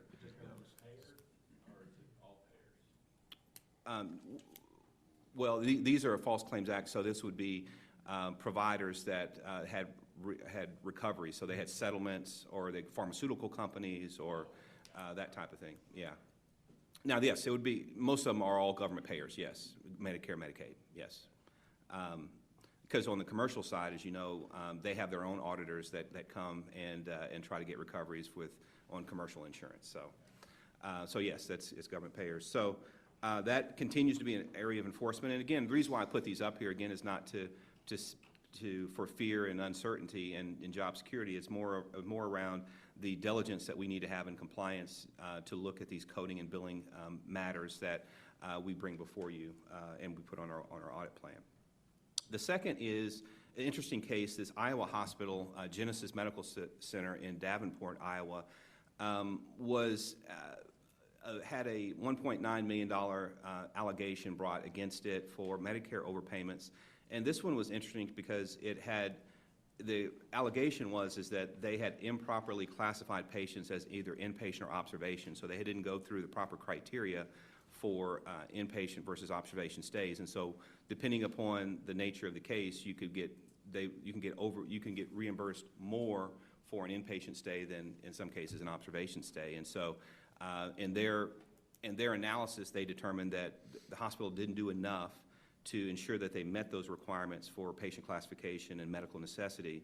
And so it was a assessment against them. This is an area, again, I bring up because this is not a new area in healthcare, but it is still a continued area of confusion in terms of how to handle short stays, particularly when you go through on Medicare patients. We talked about the 2 midnight rule and how in that rule itself it took the government almost 6 years to determine what that means, and of course as providers we're trying to figure out how to comply with that. So of course that's the government gives you no quarter as it relates to ignorance, so it's one of those things. So right, exactly. Even though they can't figure it out, they're expecting us to figure it out. Yeah. And then the last one is Huron Memorial Hospital. This is a 340B related issue, and obviously we have a very significant 340B program here. But this involved this was a HRSA audit, and as you recall, we briefed you on our HRSA audit not too long ago. But this particular hospital had 3 primary violations. They had contract pharmacies that did not have a contract, number one, which it's kind of hard to understand how that could happen. Number 2, they had 340B drugs that were given to inpatients, and which 340B is an outpatient program. And so that's a direct violation of the program. And then the other is they had ineligible sites that were issuing prescriptions. So either they were not listed as a part of the 340B program, they were not part of the child sites that were listed. And just in our own experience in going through the HRSA audit, even if you have an incorrect address or a location moved, all of that information has to be exactly as it should be, because it could be potentially a technical violation. And so,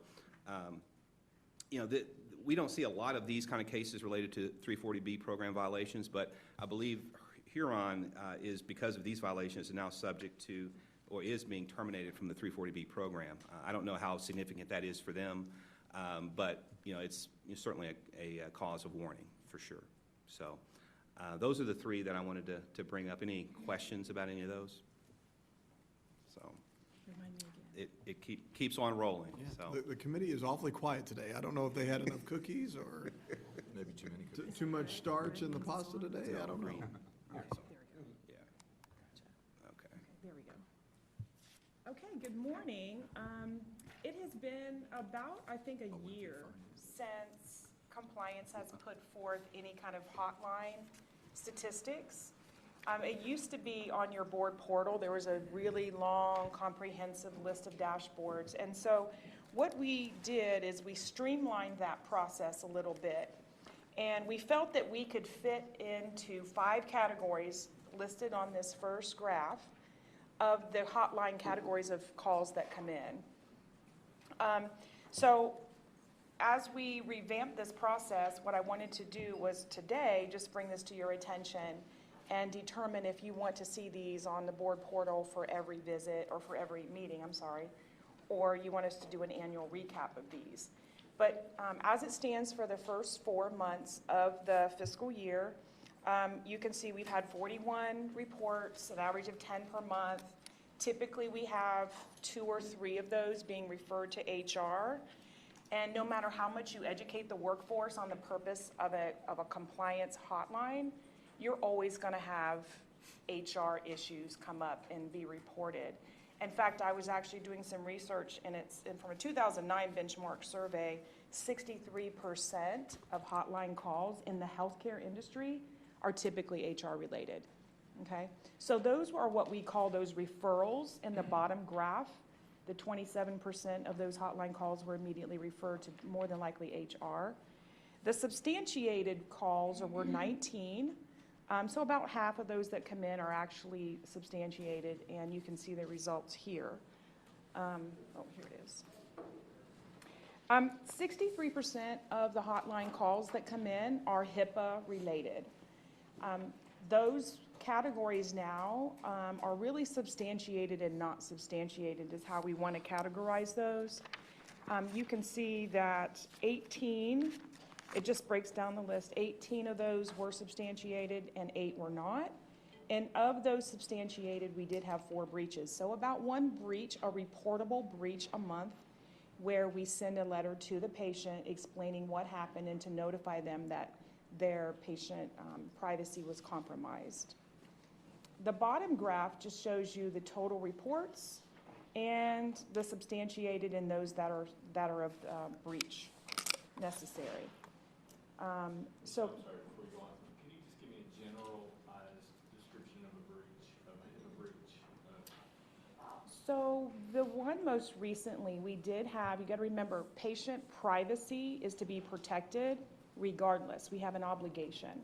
So even if that patient says, okay, I don't care about you taking a picture with me and putting it on your Facebook, that's still a privacy breach.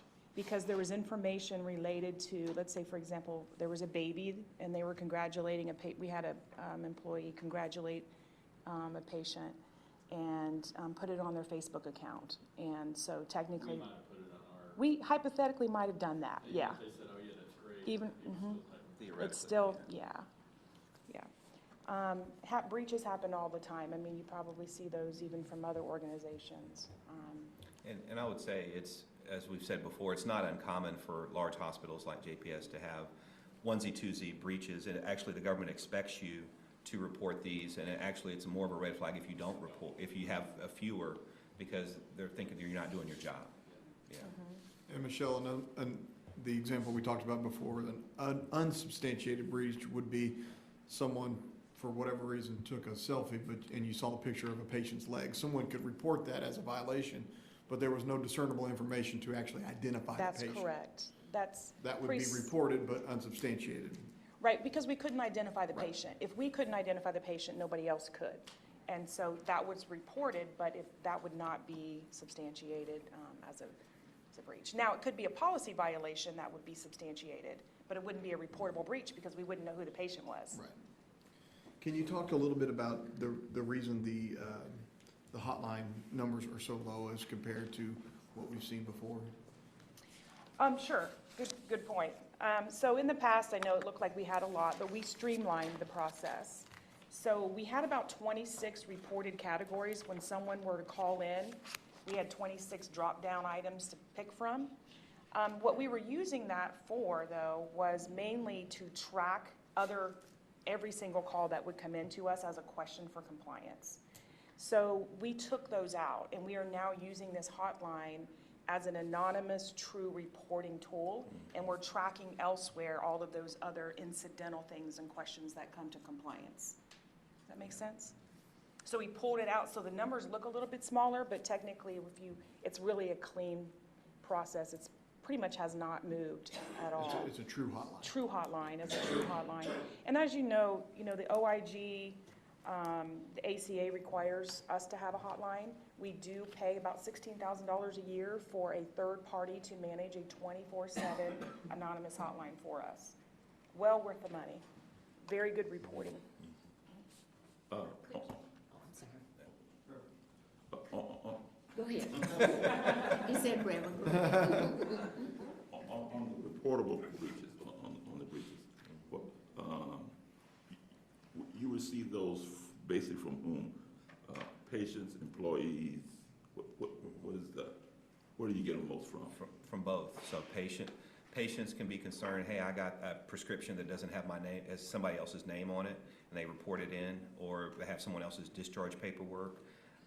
Employees could realize that a mistake was made and report it in themselves. What other categories would it be? Yeah, no, but it's mostly employees doing the reporting. Yeah. Absolutely, it's mostly those. Because they suspect that there could be a violation, and so we have a risk assessment process to determine, a really strict and rigid process to go through to determine whether it is a reportable breach. I wanted to make sure I understood about the decrease in the hotline calls. The hotline calls were always separate from the drop-down box, wasn't it? So, not really. So when someone would call compliance and ask for something, we would log it in personally. The compliance folks would log it in, and we would select from a drop-down menu of about 26 items to categorize it. But let me clarify, because I think I know where you're coming from in terms of call. When we say call, there's two types of calls. Types of calls, okay. The first type of call is when somebody calls into our Ethics Point hotline, the third-party hotline that you talked about. And those are the legitimate hotline calls that should be reported here. And they could come outside of the hotline too, but what we were doing is, from an administrative perspective, when anybody at JPS had any kind of compliance question, we would take those questions and inquiries and put them also into this hotline reporting, which muddled the waters a little bit from what true hotline calls would be. All right, thank you for clarifying. Yeah. Any other questions? Dr. Haynes? Michelle, does this data include also contracted personnel, students, clinicians, any partners that are with Acclaim? Does it also include that as well? Yeah. It does, and So it's inclusive of everybody that steps foot into the institution? Yeah, because Acclaim, in a very similar way, uses the same hotline number, and we have a routing process that we move over to Acclaim, and of course Acclaim has Sandy and the compliance folks, so that we get that over to adjudicate. Okay. Yeah. Anybody's open to call the number. Yeah, or anybody. use the website. Vendors as well. So if we have vendors that, Right. yeah. Let me ask one other question on that. All the hotline calls that come in, you report them here, right? Even though you send some over to a claim? That's right. Okay. That's right. Because you said I transferred, I'm thinking, okay, but this is the total. That's the total. Okay. Yeah. All right. They do the investigation and then Okay. let us know. All right. Any other questions? Do you have anything else, Michelle? Not on that one, and I guess I would just ask if this is something that, we want to continue to put on every board meeting's portal, or you would like to see an update and how frequently you want to see those numbers, but Yeah, because whatever that looks like. typically, I remember, Dorothy and Reverend Emerson remember, we stopped putting these reports in the open session slides because they looked the same, and we only highlighted when we had something of note to bring up. The reason why we pulled them out this time is that we've changed the format, so we wanted to highlight that. But certainly we're open if you wanted to see them every other time or whatnot, we're open to that. Well, I'm having a hard time finding stuff on the board portal. They tell me to go to reference, it's not reference. When I go to the board book for today, if there's anything that I was supposed to read that you're gonna talk about later, I couldn't get to it. So I think what I want to recommend is that we do see it, because for some reason, it's not showing up on my portal. Okay. Do you want to see it at every governance meeting, or Well, quarterly? or Quarterly, I would think quarterly would be fine. Yeah, I think quarterly or biannually. The volume of information is not That huge. I overwhelming. mean, it won't take long to cover, but We can do that. we also, Here's the one thing, Dorothy, that I think we should do, because your concerns about the board portal, Amanda's concerns about the board portal, Chuck's concerns about the board portal, I really think we ought to do, at a board meeting, a breakdown of the board portal, and we ought to put it up there, and we ought to see what we can obtain, what we can't obtain, because we've used two different vendors, and we still keep having problems with y'all pulling that down. And so I think we should go through that so that you all have no problem. Yeah, that's what he said. It's the end user. Thank you. I No, thought he was blaming the company. thank you. I'm more looking at the vendor, but since you brought that up, I don't know, thou dost protest too much. I'm okay, but I'm just saying, I think we ought to really go through it and say, what are our problems with this board portal? Because we continue to have problems with it, and we, as staff, think we're putting it out, and y'all are getting it, and y'all aren't. So I think we just ought to put it up on the screen and see what our problems are. And we'll do a special breakdown for you, Mr. Montgomery. Yeah. A breakdown might be helpful, because I can log in on my iPad or my computer, but I can't get on my iPad. That's a whole nother thing. Anyway, Okay, All right. so every other meeting, I guess, will probably cover those quarterly? you got it. That's fine. Absolutely. Okay. So, over the next 3 slides, what we have actually started to do is create about a 3 or 4 minute discussion of training for the board. And so I would like to take a few minutes, like again, over the next 3 slides, and talk about the CMS reporting and returning overpayments requirement. That is typically known as the 60-day rule. So what you see here is overpayments are actually monies that are received or retained from Medicare or Medicaid to which any entity is not entitled. Ultimately, I bolded several key factors on this slide in terms of the definitions. And I think it's really important to understand these concepts. Ultimately, overpayments have to be returned once they're identified. And they're not technically identified until you quantify the overpayment. And in order to quantify it, you have to perform a reasonably diligent investigation based upon credible information you receive. In a nutshell, that's what this slide is telling us. Reasonable diligence is defined at the very bottom. It includes proactive compliance activities and investigations performed in good faith by qualified individuals with responding to credible information of an overpayment.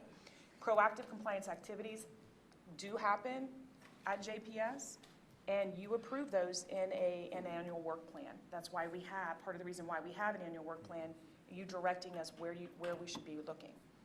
So The other thing I would say to that is that part of the ongoing proactiveness of compliance is the monitoring activities that take place that aren't enumerated in the work plan, but happen throughout JPS. So, we have a compliance subcommittee with multidisciplinary from various other departments that monitor key compliance risk areas, and so that's a part of that proactive compliance overview. yeah. Credible information is defined here is information that supports a reasonable belief that an overpayment may have been received. That doesn't state that we have to have actual knowledge of an overpayment. That's where the reasonably diligent investigation comes in. When you perform that investigation, it has to be timely, and at most, the regulation says it's 6 months from receiving credible information, 8 months with extenuating circumstances. The investigation should include a look-back period of up to 6 years from the date the overpayment was received. And so that 60-day time period begins with the investigation, which could conceivably take 6 months, and then you have 60 days from that point to repay. So technically, you have 8 months to repay any overpayments. And then any overpayments retained after the 60-day deadline are considered an obligation under the False Claims Act. Okay? Why would it be up to 6 years and not 6 years?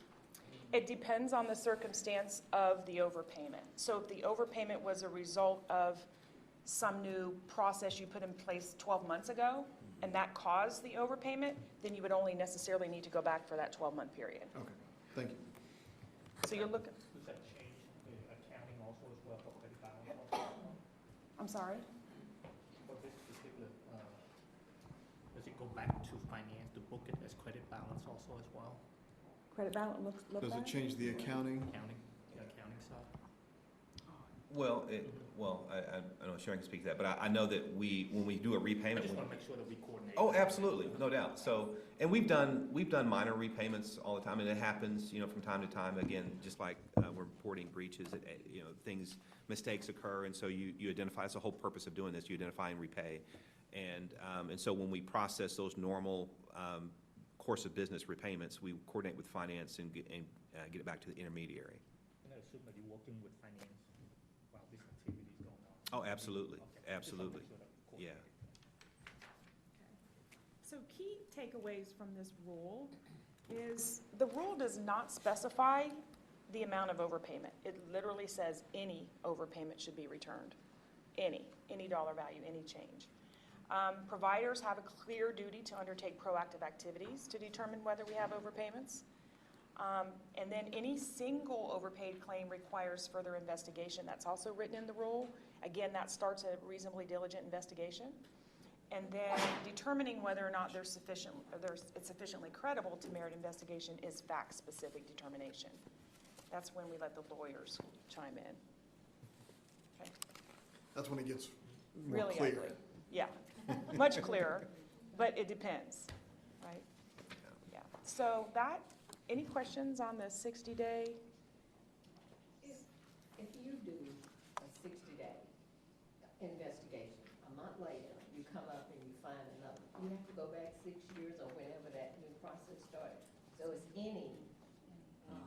It isn't like I did it 6 months ago, I looked at all of it.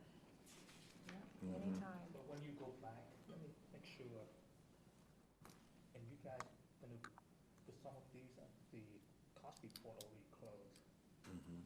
So do we have a mechanic behind the scenes to make sure that we update the cost report and all that stuff? Yeah, well, that's where the coordination would need to take place, to your point.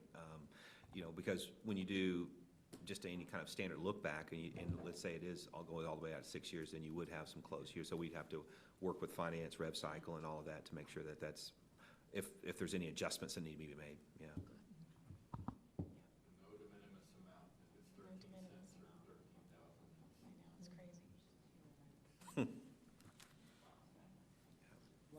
What would be examples of proactive activities that the doctors and nurses have to do? So, It says providers have a clear duty to undertake proactive activities. The word provider is JPS. yeah. It's anyone that provides. Healthcare services. Healthcare services. So that's a misnomer there. It's not, they use provider in a broad sense in terms of hospitals or providers, not provider in terms of specific doctor. Yeah.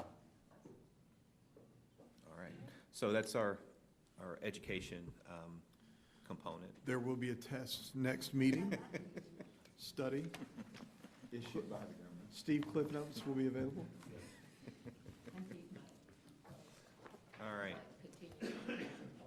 Yes. Yes, there is. There is, yeah. Go ahead and click again. All right. So the next part of the agenda, we have a policy for approval, or consider for approval. It's PRV 200.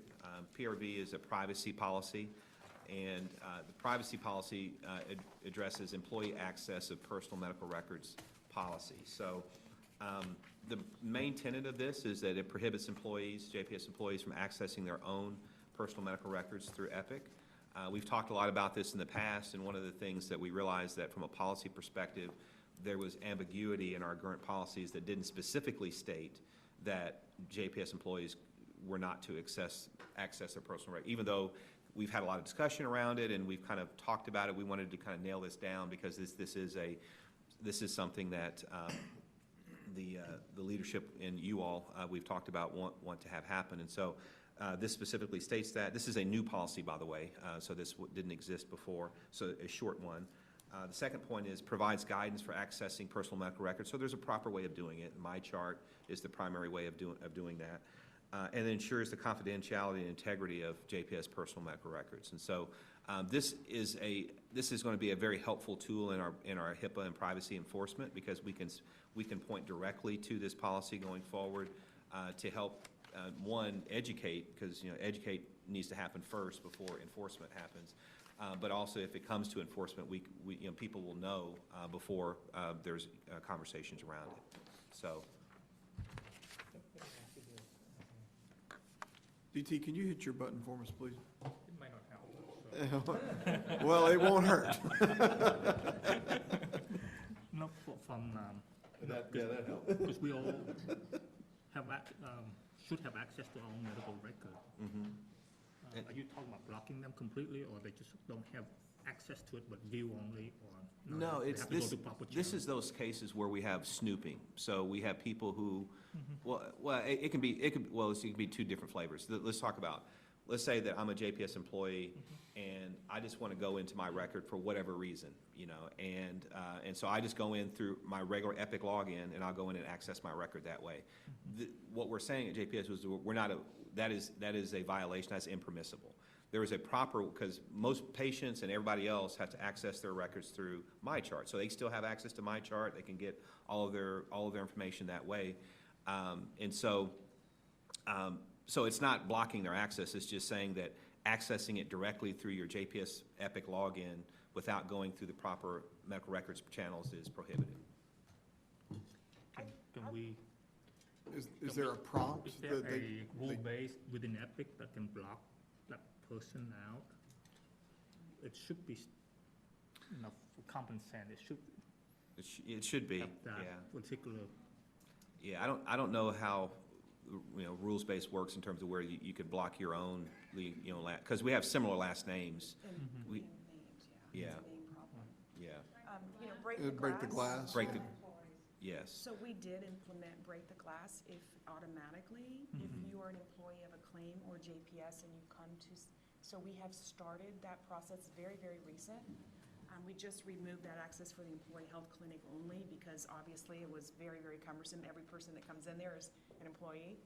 But to that end, it's really about preserving the integrity of the medical record, because if someone wants to get in their own record, they may be making changes to their record. And that's why this policy is so important, is to preserve the confidentiality and the integrity of the medical record. So they shouldn't find anything they need to find needs to be in my chart, and they can find it there sufficiently. Because I found it without knowing which area they access, right? It's kind of odd for a person to be able to go in with right privilege, unless they are in the medical record or they are the provider themselves. Right. So that's kind of, that was kind of leading me to ask that question. Oh, I see what you're saying. Because Yeah. why would we allow non-medical people accessing with the right privilege? Well, I mean, you have a number of reasons why JP employees should have access to Epic, to access certain employee charts as a part of their course of business, like whether it be, patient financial services or HIM or other kinds of things. But there are a number of hospitals that have a similar kind of policy as what we're providing. And I think she's right. I think by putting break the glass on all employee records, it makes you think twice about, because even if it's your own, if it's my own, if I go into Epic, it'll put an alert that says, that this is a JPS employee, whatever the alert says. And so what we see is that when break the glass is enabled, most of the time, if it's not a business related reason, they will back out of it and not break the glass and go into the chart. So we're seeking your approval for this new policy, PRV 200. Any other questions or clarification?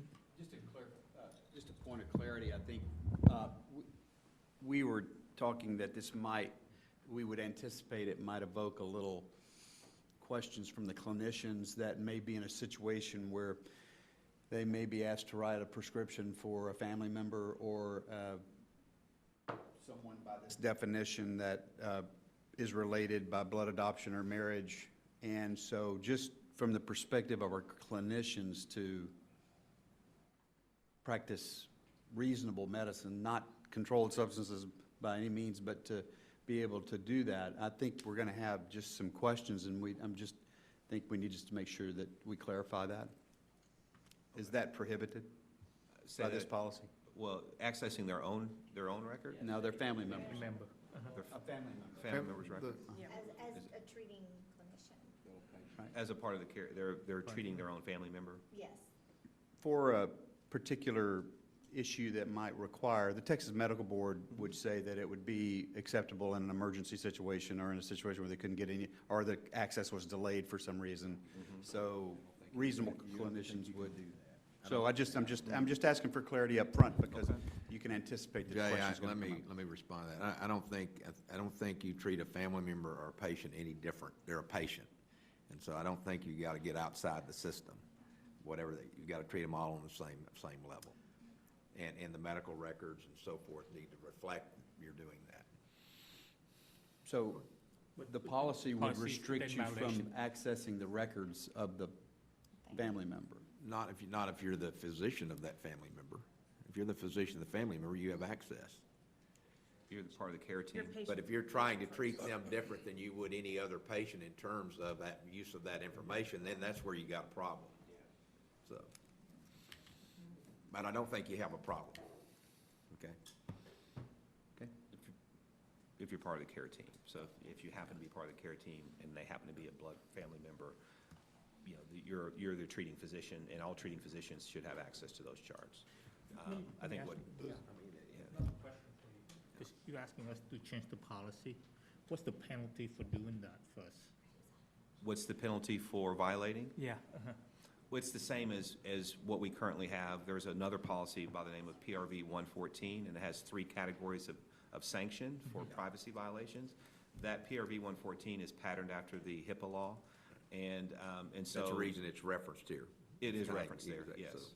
And so, just like in any other case, if we find a violation, and we do have monitoring software, as we've talked about before, that we'll look at, it'll be investigated. It won't just be an automatic, because there are extenuating circumstances, as Dr. Haynes has pointed out. And then if it is deemed to be a violation, it would fall into one of those categories. And then if it calls for termination, they should still have appeal process and all that stuff going on.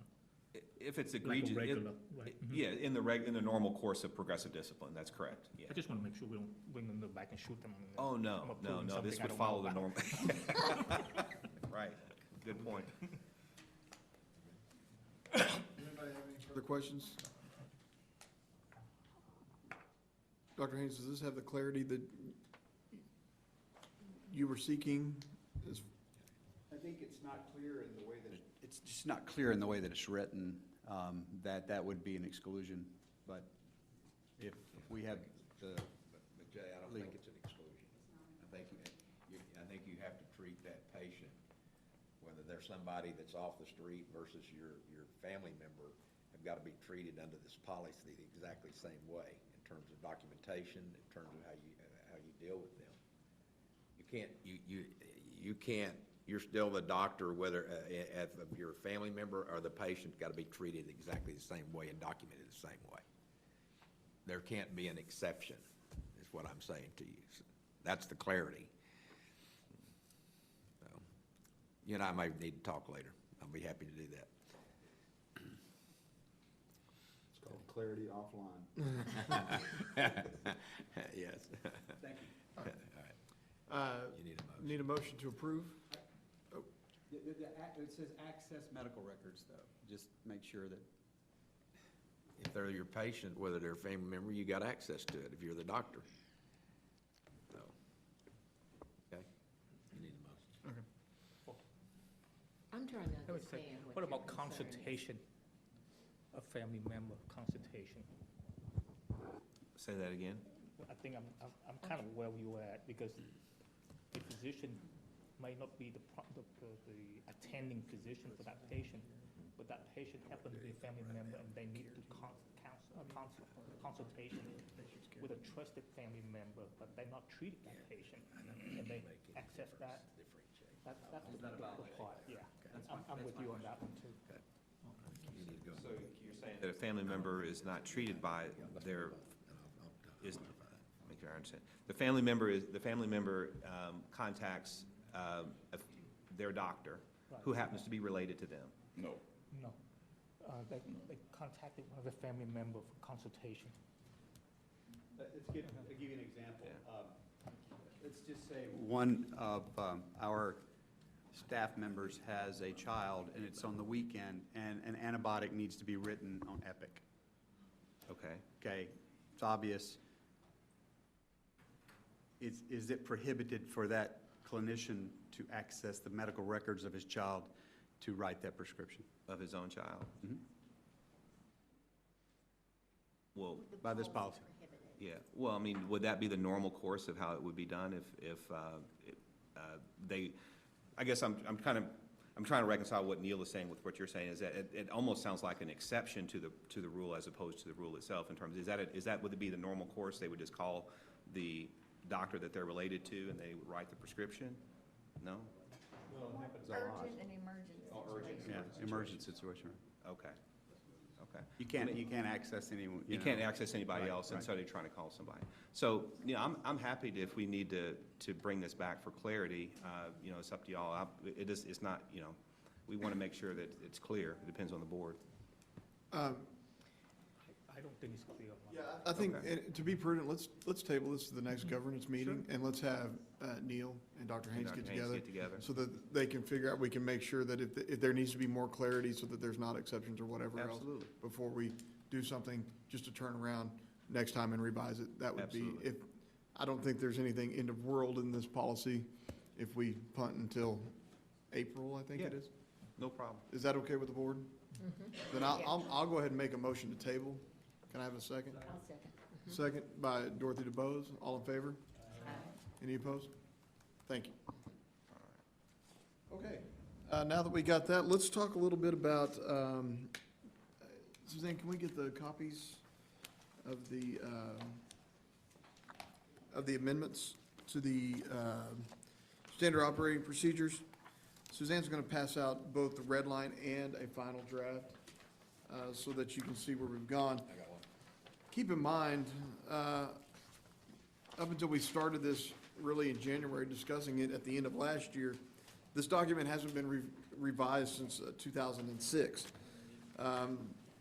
You can imagine the numbers of changes in state law, federal law, healthcare, whatever. A good majority of the red line in this document is cleanup language. Changing nothing more than things to get us current with current law. The other items that have changed for the majority is putting the standard operating procedures as to how the board currently operates. For example, the old standard operating procedures said that the CEO and executive committee would handle the review of the chairman of the board, and the executive committee would handle the review of the CEO. Well, in reality, the chairperson of HR for the way we operate takes care of that function. So we went through and with much help from Neil's team, as well from Amanda and Dorothy, we went through, got the language cleaned up, got it to what we're doing, and then we added some orientation language as well as some board travel information that wasn't ever really a part of the standard operating procedures.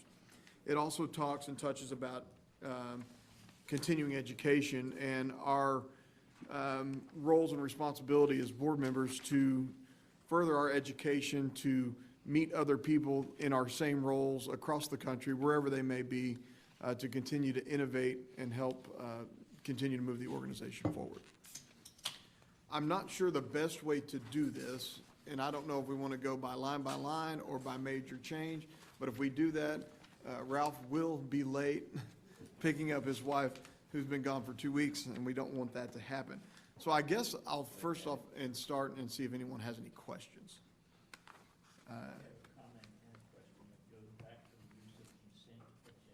Yes, sir. Let's, yeah, in section 1D2. Yes, sir. Page 3 of the document that sent out. Of the clean version? Well, the red line, I think, is what he said. I think it's the red line. Yeah, the bottom line. It's on page 4 that I'm looking at. Yeah, it's It's on page 4 of the. page 4 of the red line, page 3 of the clean version. Yes, sir, Mr. Chairman. What it says is, any board member can remove an item from the consent agenda. Then it says, if another board member objects to the removal of the item, then the item must be removed by an affirmative vote of the majority of the board members. And then it just goes back to the regular agenda. Yes, sir. Correct. Why do you need that about the vote? Because that's, I explained to Dorothy a few minutes ago, she asked me the same question before the meeting. Your bylaws say that you're governed by Robert's Rules of Order, and that is Not a. this Robert, the book Robert. Robert's Rules. Robert's Rules of Order specifically, expressly says that you follow those dictates, and this reflects what Robert's Rules of Order, that. Okay. I mean, you're in, the board, the majority of the board is in control of their agenda, of your agenda. Right. And you put something on consent, and let's say Dorothy wants to remove it, but Steve wants to object, to leave it on there, then it takes a majority of the board to take it off consent. And so it comes back to Robert's Rules of Order. The majority of the board controls what actions you take or don't take in a meeting. But that only takes place if somebody objects. Yeah, nobody objects, and I've sat here for, since 2019 in different capacities, and I don't know that if we've had an objection, typically other board members just say, well, let's pull it off and table it. That's typically what happens. Right. And because there may be instances in which a particular board member wants a recorded vote on a particular issue. And there may be that too. So, but that very infrequently has happened. Yeah. But that's following the language of Robert's Rules. Gotcha. Most of the time with the city, when we take something off the consent agenda, it's that we want to recognize somebody for exceptional service or a job well done that you can't do in the consent agenda. That certainly would be a reason that, or somebody has brought up somebody else had mentioned this to me earlier, is that you have a citizen that addresses some issue that's on consent that, and a board member said, in looking at this, I think they have a good thought. We as a board need to consider that as a whole, and so it gets pulled off, pulled off again. But if nobody objects, then it's back on the regular order of the business. And so you bring it up. You may amend it based on that citizen's comment or not, but it's not the citizen that controls it, and it's not actually the individual board member. It's the majority of the board that controls your agenda. Either by vote or by compliance. That is by correct. silence. That is correct. So, Compliance by but, silence. I mean, again, it's seldom have I seen, in my experience sitting here, that the board has had an objection, and if it was objection and explained, most of the time, it's the rest of the board says, hey, we need to look at that and take a separate vote. So, but that's the reason it's here and the language is here. I understand that. I'm over here reading some of Roberts, and they're telling you that at the beginning, you just ask if anybody, and usually it's just for discussion. I didn't see anything that in the write-up that said it had to be a vote. And I know that if I'm sitting here and it's something on the consent agenda and I have a conflict with it, I have a conflict of interest, it's gotta come off for me. Right.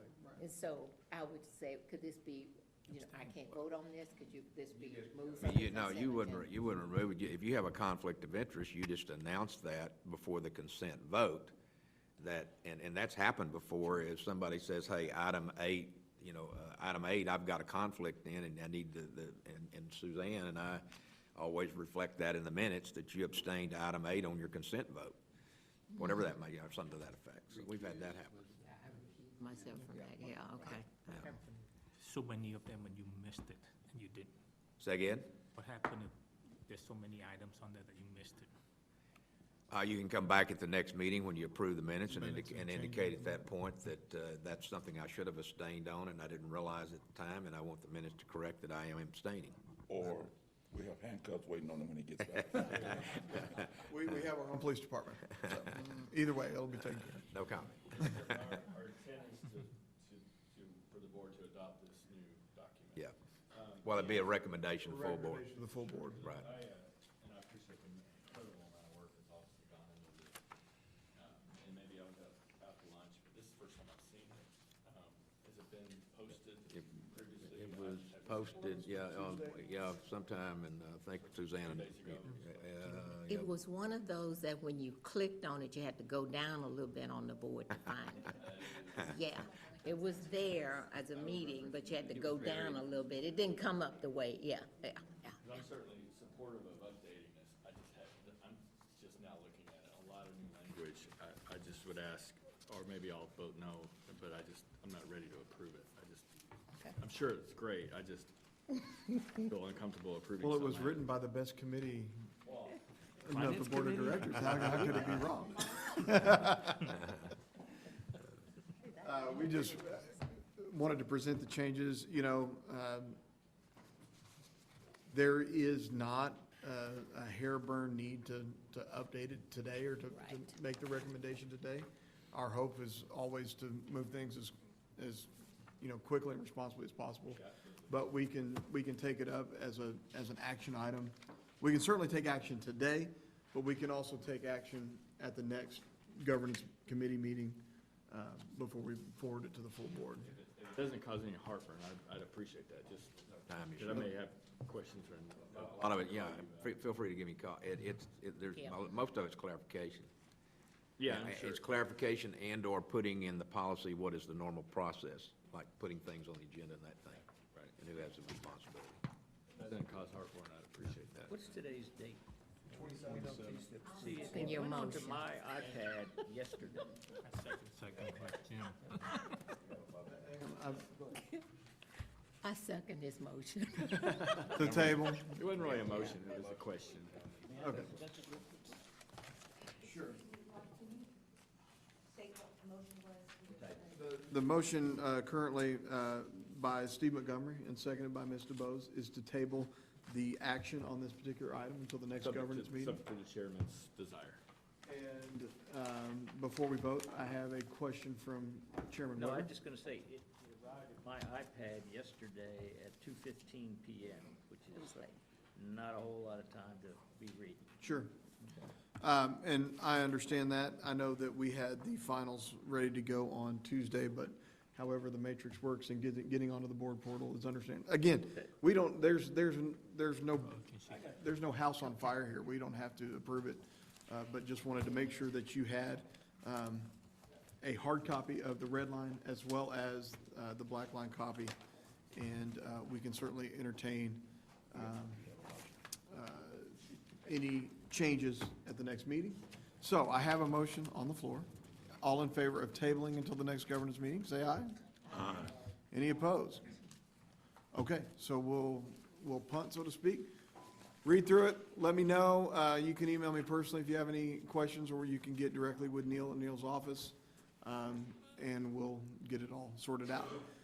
There is one item on here that will trigger, and as a request from Amanda, that this kind of triggers a reevaluation of, why have I gone blank?